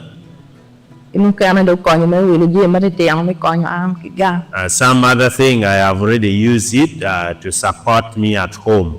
Now, that is the story of Anena. Mena yedo bero lok panena. She got 1 million last year Uno million achele mwaka mokaro. of PDM. Ki chilling me PDM. She planted groundnuts 3 acres. U pero full eka sadek. When she harvested, she got 35 bags. Karama kwanyo ki poro no bag piara dek we a beach. And she sold them at 2-point-something million. O charo uno chilling million ario ka limia So chel. the one who had borrowed 1 million already had 2 million plus within a few months. Ningat mo deno million achel pe duere manonok no dong tiki million ario ki wiye. And from the 2 million she bought that machine which I didn't know myself, that sewing machine which is they call for what? For locking or for what? Ni en ki kom million ario mo no ne otiu kere mi willo machine money. Ni machine no mono ti mi locking ti mi ngoy. It's for locking, Your Excellency. Very good. I'm learning new things. I didn't know that one. Ni en no penge o korigin no fude ti afonyo afonya. And she bought it at 900 something shillings. O willo we will me chilling ali mi abung wen ki gimo. Cash. Ki kom chente dong ki come. And she bought goats. Chido willo diagi. And she's also hiring a room where she's selling at 40,000 a month. Tika chulo ot kamadong en kuberi chare ye ko bongi wel me ali piara ngwen. Which is 480,000 a year. No magachel wel ototi ali mi ngwen e piara boro. So these examples should encourage all of you. La kori la nyut enene miero ko mi kero bot wan weng. We are continuing with PDM. Wano tika mede food ki PDM. We may even have to put in more money. En bedong nene bi kero chilling maduong bene do PDM. So that it covers more people. Wek dong gudara mapola dada. But for now, Eto piku bedene. I will add another 15 million Piku bedene bi mero million a para beach. for the leaders to borrow from. Bot lotela me legone. Because now we are not allowing the leaders to borrow from the PDM. Gen petika yeni lotela good den chente ki PDM. The local leaders. Lotela maping. But we also want to start a fund for the church leaders in their dioceses and the Muslim districts. Ni gen bene mirni gichak chente pe lo dirodini. So that they can also engage in wealth creation. Wek gen bene chak ti utij me nyayo lem. If they want. Ka gimero. Then the cultural leaders. Lotela mete kwaro bene. Also their fund. A fund for them. Chilengi bene. Tie. Then we're also going to start a fund for the university leavers. Bene gena tia keto chilling pelotina mano tiro university. If you have left university for 2 years, you have not got a job, you should go to that fund. Ne kateke tiro university beru magario mapino ti gam chente magi bikarone. So what we want Gina wa miro is to get rid of poverty. mirne waluanye komchan. I really get very concerned when you hear the testimonies of these young people En twine tinge mada kai winyu chaden pa yo matitiano en magitika mione. who get 1 million for the first time in their lives. Mano no million achel tian me achel kuone. There are so many of them. I have them in my video here, but I don't have time to show them to you. Ne gene teki kuri jono madua da video maka megelo tiano matitiano mano no million achel tian me achel. Therefore, from our program of our manifesto of 7 points, Ke don ma lukke ke manifesto pa NRM matiki tian loka beyero ne. all of them are in that manifesto. Loki wengti manifesto pa NRM. But now I brought you three of them. Ene kwanya kanyik loka dek ke ken ke manifesto kom loka beyero ne ye loka ye. Kuch, Lokom kuch, Donglobo, lokom donglobo, and Lonyo. ki dong lokom nyayo lonyo. 3. E loko jema dek ki ken. There are 3 other points Points a dek mo ken ne. which I spoke about when I was in Gulu. E bero ka loka ye karmeti gulu. But they will play them for you on the radio so that you can hear. Eno donc ki bero ka tukudwane radio wek uno bet ka winyo ne. But before I conclude, Mapia ene tiyo loke. I want to add another point. E mero medu lok mo ken dore. Kwan nono. Lok me kwan nono. From 1996, Uchake mwaka pira bungwen wi abichel. we introduced UPE. Ene kate ki lok mi kwan lumuru. UPE was supposed to be Kwan Nono. UPE no miro bedlok ni kwan nono. Students study free in government schools. Mi miro no ki kwan nono school pagamente. It started well. Uchake kong no mabe. And I have now got many children, many young people who provide witness that they came up because of that free education. Jolo tino mapol kubedong tika miyo cha den ne gien kwano tiko kwan gipi kwan mi nono no. But the school authorities started bringing back money. Ero doge lo diro malo school doko cha dugulok me chulo chilling ocean.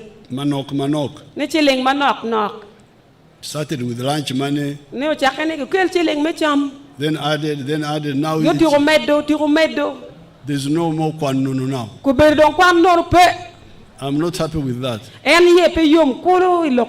Because many of you are now Luneko, so many children.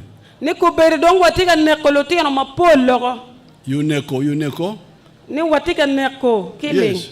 If you don't allow children to study, you are killing them. So when I saw this, I said, let me organize some resistance. So I started skilling hubs. Because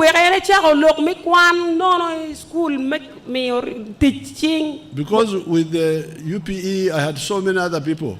The DEO,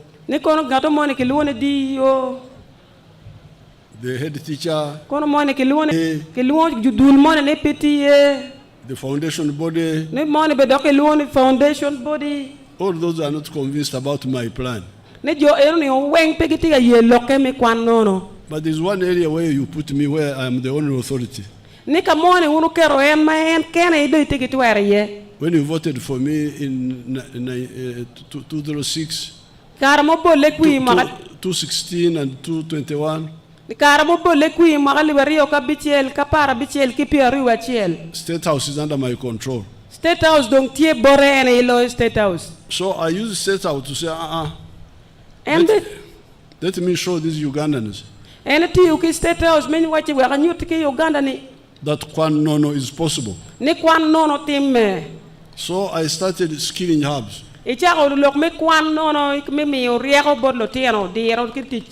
And my graduates here, Tiekan,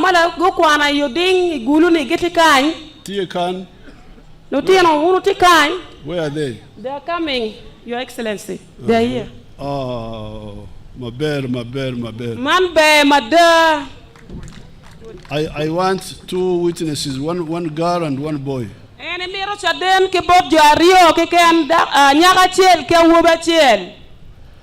Atama foy la dirlo mati kienwa an kinying kiluana limo fiona aki sub county makiluani parabo ya Agago District ikarma wenyu kwa meno mala dirlo bo hero makiluani industrial hub akero we are paying ni pa kwano abi ergen eone ni ning ka tiara body Peter Hardy si awe mama gen eni teni ning ke o teta proceed ne kita mira what kere where da achero gulu achati teaching makiluani addressing kuberi chana chiki saluna kiluani mama with amiu the service madwani da kere bedi bakwaro achero kuna no le mona makuno berentie where ya da bere kinwang chui atem level area we level makiluani model ki level 1 where karma be na no for His Excellency the President of Uganda, may God bless you abundantly. Because of you, I am here. Why had you left school? I left school in primary 4. You left primary 4 speaking the local language.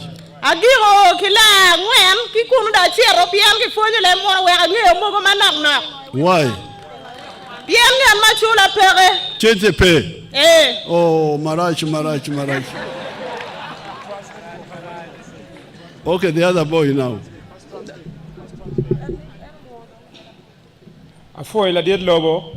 But before this one, Lakwara, how rich are you now? Me? Like in a mount? Ramondong Uchena, Limia Bichel, come Jame Macharo, only weave, Kidong ye with Dharma Kerugi.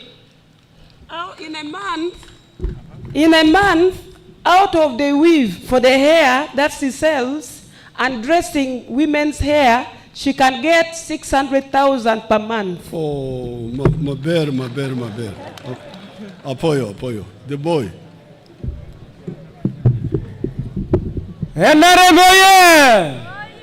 President Museveni oye! Kikanyi akilon NCO kelo. Abel minini. Umiyakare michirgo gankwan. Achira bergi ker mikwan ini teaching ini pedua bichel. Umira white long ini ichana ma long ini atima bed mapira. Ani chana tiki wa mayu kichia. Era welo material wake Kampala. Atawne la did lo ye. Let me present for you my shoe, which is actually made out of my hand work. Very good. I will pay you. Thank you, sir. But the other boy yesterday cheated me. He sold me at 500. A nice shoes in more than one. We say, man, no, through the skills, man, okay, actually for him attack. Committee wa didwa ini kero mi wakale do tiano bulo ku beri kero mi lobo ko pan ini atiga lega bola diet katwere you expand it to the district level we aklo tiano mati at the grassroots level beri opportunity mi kwan ini afo mate ba polo meti wa. My people pay for my shoes. It is inflated price, but I don't mind. Apoyo Rutino, Apoyo, you go and sit. This one left what school at what time? At what class? The boy P5, the girl P4. Go and sit. But pay them, pay him. I want him to be paid now when I'm seeing. Ne chana pay ke chul mai ne neno.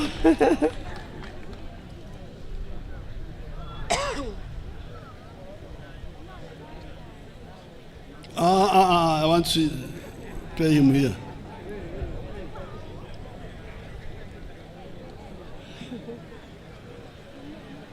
Why are you taking ages?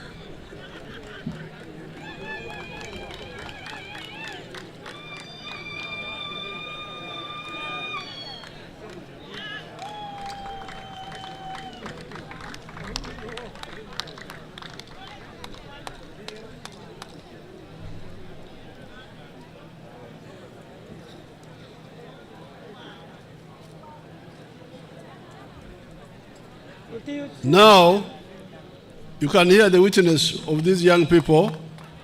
You count the money.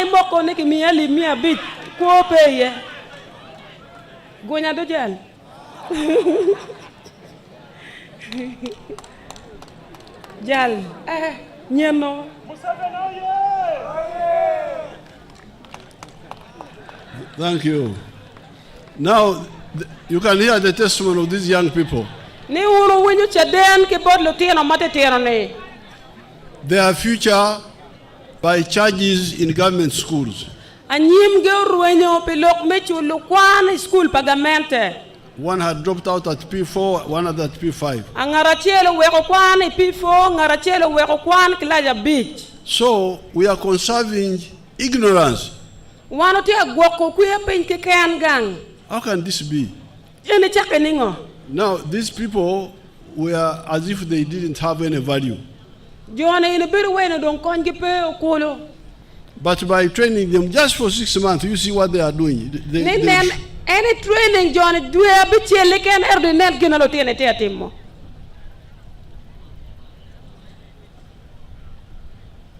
Nano, tell you about Dogola, you come, Timojima Pat.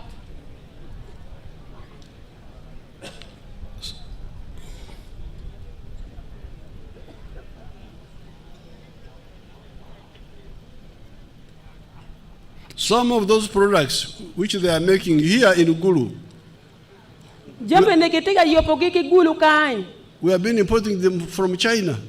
Chalo Germany no wa kekelo ki wa ki China. from Dubai, Kekelo ki Dubai. from Italy. Kekelo wa ki Italy. Now these your children are making them here. Nen kir dong lutin wu yobo kere kan. So therefore, in the coming government, Igamete manyen machakene. I want to really to agree all of us without pulling and pushing, without that we provide free education in government schools. Ni igamete manyen madong chake mwaga mabino ni mete wan we yele wa chel ni dong ki wek kwan mi nono ku bet bolo tiano makwane school pagamente. And that's why En mo wego I had made the schools day school. School ku bet school melo tiano woro day. A primary school parish, School gamente me primary beri parish weng. and the government secondary school sub-county. Kedong school pagamente me senior sub county achel. My economics En no chura na tiene of education me gang lok komfonye. was for children to separate studying with eating and sleeping and all those issues. En mirne lokom kwan ki poko e lokom buru lokom cham ki lok mukana ka lok me kwan ye lo tieno ko nge kwan. One, education. Gin mapire tek lo e lok me fonya ye kwan pi cham ki jem mukana ni. You can eat at home. Ini romo cham giri ki gang. You can sleep at home. I romo buru bene gang. As long as the school is near, Kate kat school tie kamachok. you either walk or cycle to the school, study, go back. I romo wara chere school nye ngwajo ki lele chere school chino I kwano. So that the little money the government has No dong tie lokane chilling ma tiri ma gamete ti kere ni. concentrates on building classrooms, Gamete dong no geru gang ot kwan. building laboratories, Gero dong kama ke lutino kwana ye teaching. libraries, Kama lutino neno kwana buke ye. teachers' houses, Gedo ori palofonye. and pay the teachers, Kedong chulo mochara palofonye. and maybe textbooks. Kedong willo bure malono lutino kwana ki gang kwan. But if you include boarding and so on, then it becomes very expensive for the government. Kadong wine ben lutino budke gang kwan dong wele dugu tek bot gamente. That's how you end up with the children of the rich being the one to study. En gina uno weka dong lutino palolonyo ke kene ye kwano. And all these children drop out. Ti dong no lutino palochan dong weka kwano. This is very dangerous. En oni raja deda. So I appeal to you all to really be of one mind on the issue of free education. En do ti lok bot wane wan wen do bet kita ma chele ken ni kwan lu muro do loko du kwan mi nono. Now finally Lok mi agit kene dong on the issue of Lonyo, lokom lonyo. there was the issue of the destruction of cows in Lango, Teso, Acholi by the rebels.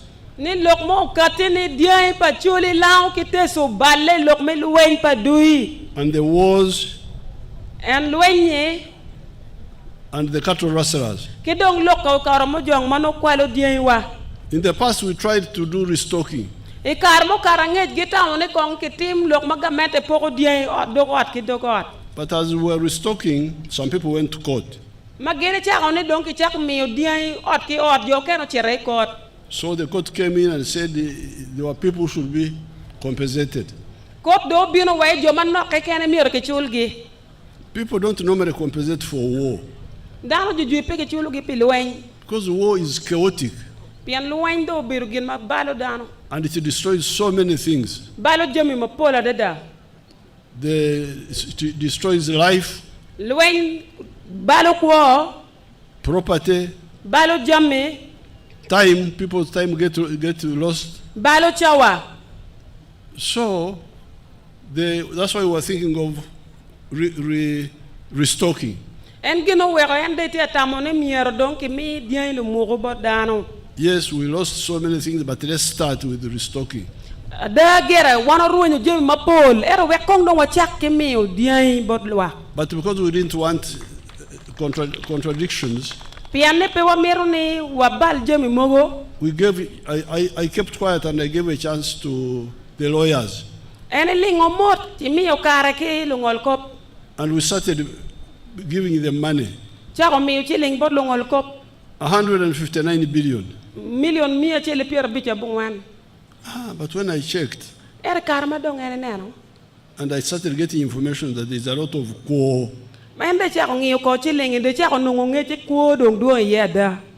So I called a meeting of the leaders in Teso, Lango, Acholi. I said, what do we do? Why don't we go back to restocking and have a flat figure per household, per homestead?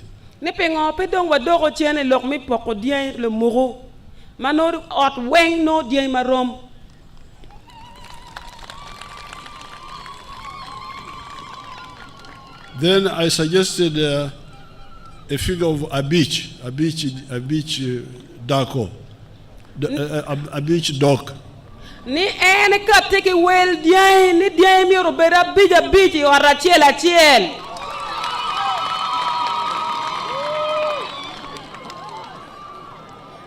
So when the people had this in Teso, Lango, actually they supported it.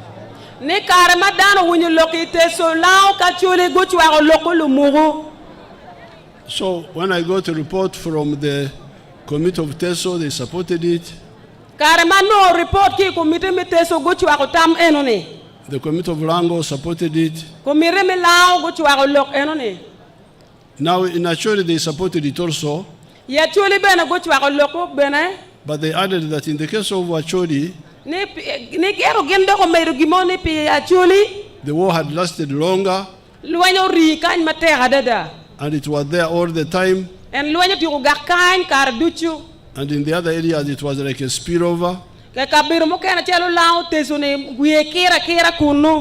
So it was better to do both in the case of Acholi, to do the 5 per household, but also compensate the other ones who had been identified. Ne ya chuli kibitiu ki plan ario weng joma chon no ki chulu gine ki mede ki chulu gi joma umukena ne weng go bino dia biji ora chiel. So me, I was very happy because at least all the areas had agreed on a beach per homestead. And ye Yompian area when ye look at your beach or a chill. Now this is good because now that's a minimum. And only ye yom, and a bed of bear, pian meno dia beach conyola. Then the other variation by the Acholi, I've told cabinet to study it, to see how it can be done, and to see how to avoid any nyenkos involved in that. Ne propose ori weng no dia be the bit chul pajomano chon no actually what that compensation komedeni ene chwa loke ching cabinet ministers me nano loke wek lok me nyero pogo donye dore lao ke teso.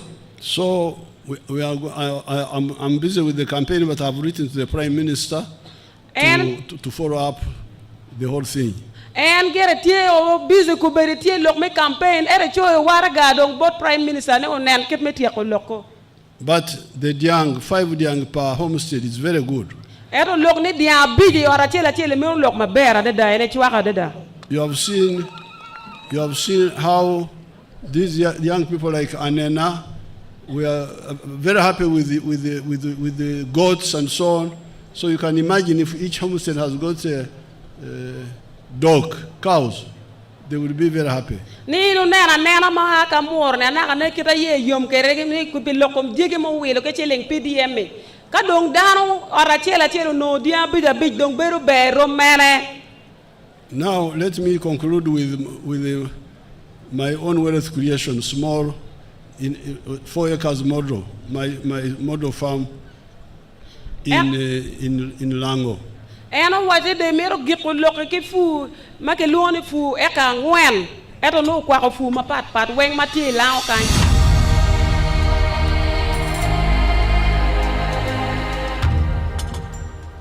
My name is Dr. Maurice Ochen. I am a commissioner by appointment deployed at State House. and I've been assigned by the President to execute the 4-acre model. And I've put them so far in 10 regional zones in the country. Now, the 4-acre model is an idea conceived by the President to guide our farmers on how to utilize their small acreages of land so that they can earn more money through intensive farming. And here we are talking about enterprises that have good yields and high income for their household. So we have the fish farming, which is one of the enterprises that can be done near the water without interfering with wetland and tampering with water flow. Then we have the zero of the coffee, we have the banana, and also a household needs food crops as 1 acre plus fruits. So this idea of the 4-acre model is to support income for the household. And as I will go into the small mathematics, you will know that it's capable of pulling somebody out of poverty. Now, specifically on the fish pond, here is about 20 by 50 meter pond, 1,000 meters squared. After finishing the excavation, we stock 10,000 fish. We feed it for about 8 to 9 months. In the north, which is warmer, the fish grow faster. And in the west, which is a little cold, you add 1 more month to reach the same quantity of grams. So by that time, the fish will be about 800 grams to 1.5 kilograms. In the market, the fish which is 1 kilograms or 800 grams here cost about 10,000 shillings. So having stock here 10,000 fish, by 10,000, somebody will get 100 million in 1 year. And then when you subtract other cost of managing, which is roughly 30 million, somebody can be able to save 70 million on this fish pond. Now you can. And this size we can. You can hear now yourselves. Your chairman was saying that there is so much can that it is disturbing our roads. And that the water table is near the surface. Now we are going to use that water table to build a vast fish farming industry.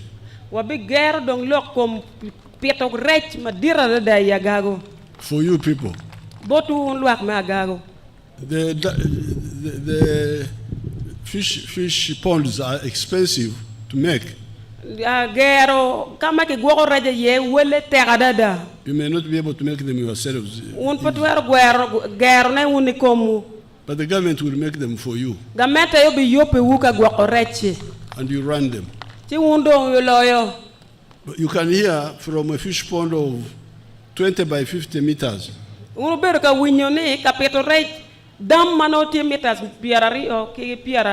a year, I get 100 million. This is my state house farm.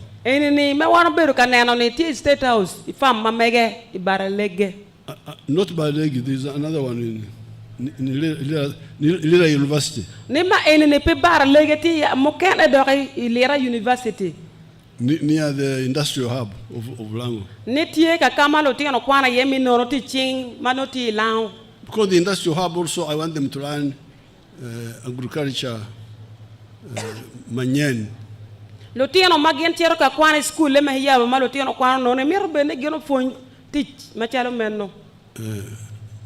Pour manyen with chura.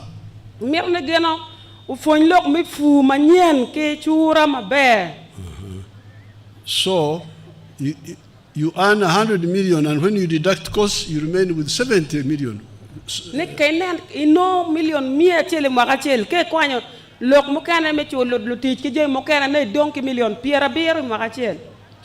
we are sitting on wealth here. So these are the points I wanted to present to you today. Kuch, Donglobo, Lokom Donglobo, Lonyo, Lokom Lonyo, Kwan Nono, Kidong Lok me Kwan Nono, and Pur Manyen with Chura. Kidong Lok me Fu Manyen, Kichura. With these few words, I ask you to support the NRM as you did in the past, But even more now, Niki lok me lok manok ke tegunu mete ke chwako NRM kiru chwake kar machon erdo met chwako malaman. so that we continue. Wekwa mede ke teach. Apoyo Matek. Foyo la diro foyo. NRM oye. Oye. Agago oye. Oye. Acholi oye. Oye. Uganda oye. Oye. Apoyo Matek. Foyo. Let's have the flag bearers.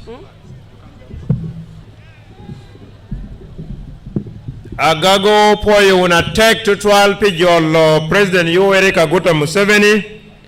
Ichawa ni endo ngachalo won kom me party me NRM me Uganda.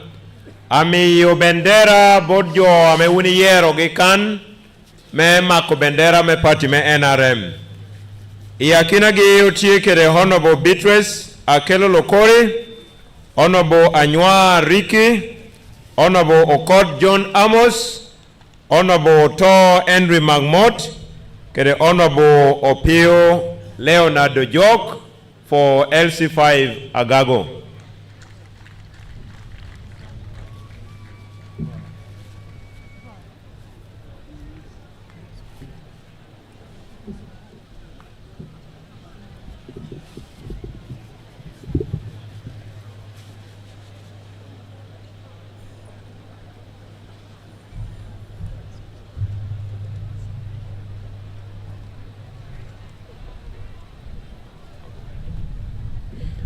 Number 1 is Ed Magmot, and Yeroko Malo Gamo Flag Eroko, Mono Dong Tien Yutatirati, Ni Dong Chakaretin, Ni Waranyim, Flag Me NRM Tichie, Ama won come party come President Yoweri Kaguta Museveni, and Nameomie. Namario Amea lobo yonge Honorable To pero Honorable Anywa Riki. Anywa Riki dado gamo bendera meroko me yelo. Ame nyuruni endong biro chere kin gang kamo yukwi pe President Museveni imege ki NRM candidates dushu.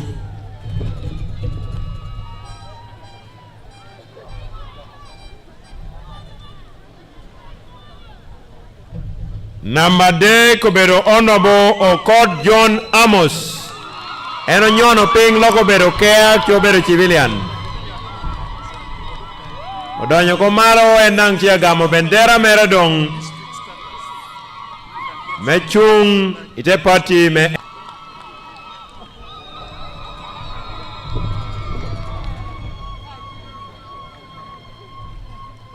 Otieke de Honorable Opio Leonard Ojok, Monopi LC5 me Agago, Entieda Iromalo me Gamo Bendera mere, Metel Agago achalo won kom LC Beach, ite party me NRM kun Gamo Bendera mere bot chairman me party pi Uganda. Mayor Giki uberedong Honorable Akelo Beatrice Lokori adang endong chia word gamo bendera eno gamo bendera ko ibot chairman me NRM pi Uganda President Yoweri Kaguta Museveni jo mukene dong chalo LC5 councillors gi LC adegi Duongere la didong miyo John yene menyutu ni flag pa NRM tie bot NRM flag bearers. Dong la did lobo won kom me party me NRM tie do amako chalketge. The team of converts manjo magindo ye NRM bero chalo lare kanisha. Yini gamo Yesu reko bidogini ando a Yesu chalo la lara. Gin yaro chwako party mukene duongi bero jome FDC. Tini dong ginu tika tuchi dogi ni ginu pare me NRM. Yo mugamo flag potia wire ikin luak ki flag.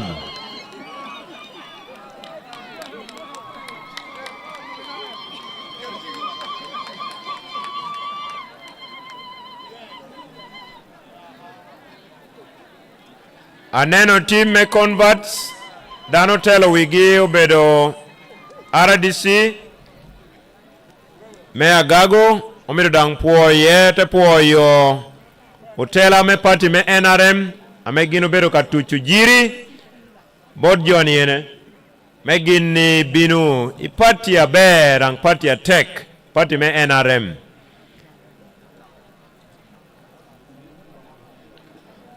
Mono jo mayad gino tiro chingi ariyo.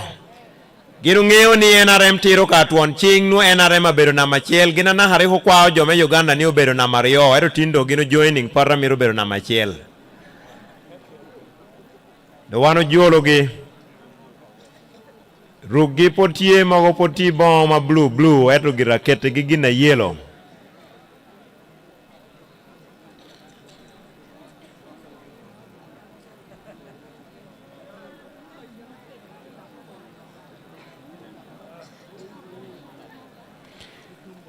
Gino duong ba hatamo unu woro tujiri bod jo ma puru dong na parya ber gin ma blue ma uni ruhuno eno pebeg jame weng ma ochiek jama ber la emme kapot pe ochiek no kala ne green kado ochiek bedo yellow apopalo kapot pe ochiek no kala me green kado ochiek bedo yellow gin ma ochiek.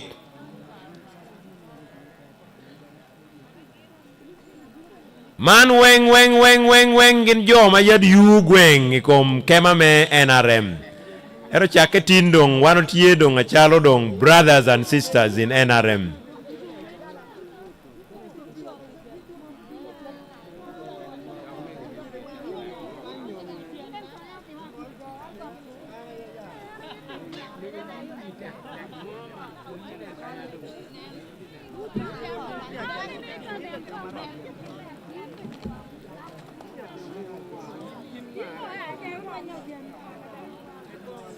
Unluang me Agago mando bedo rally me Agiki. This is the last rally for His Excellency the President and the flag bearer of NRM in Northern Uganda.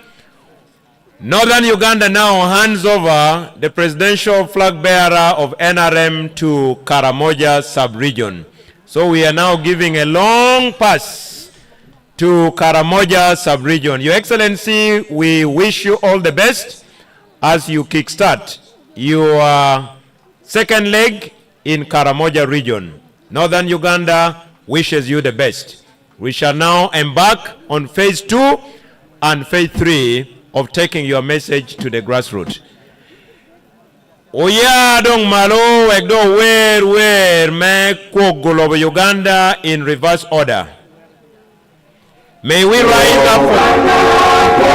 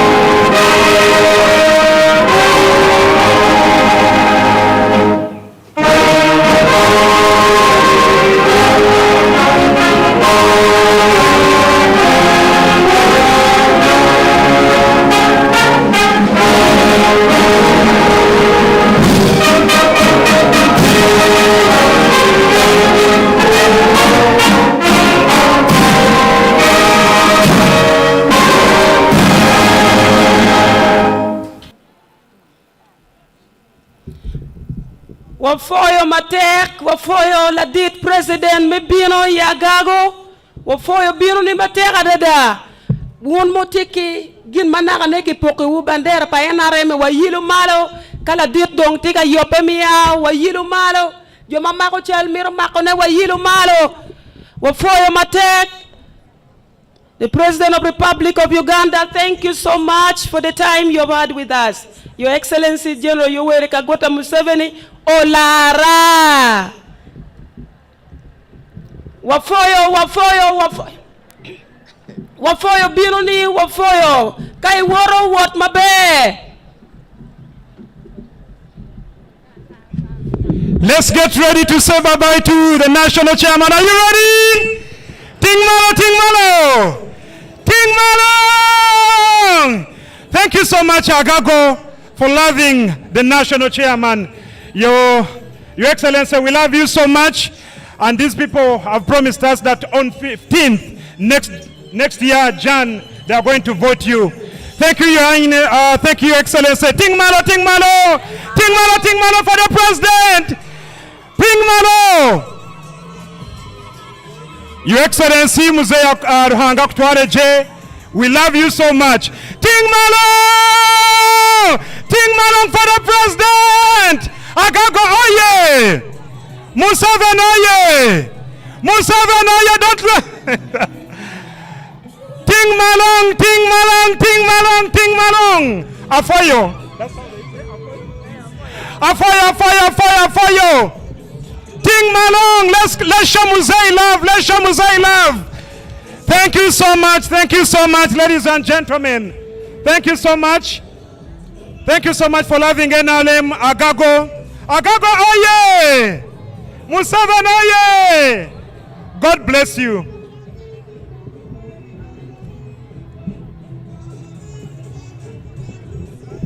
Thank you so much for loving Musei. Thank you so much. Thank you the young generation. Thank you the women. Let's protect the gains. And the first gain is peace. Thank you so much, Agago. Agago for President Museveni. Agago for the NRM flag bearers. Museveni bye-bye! Museveni bye-bye! Thank you.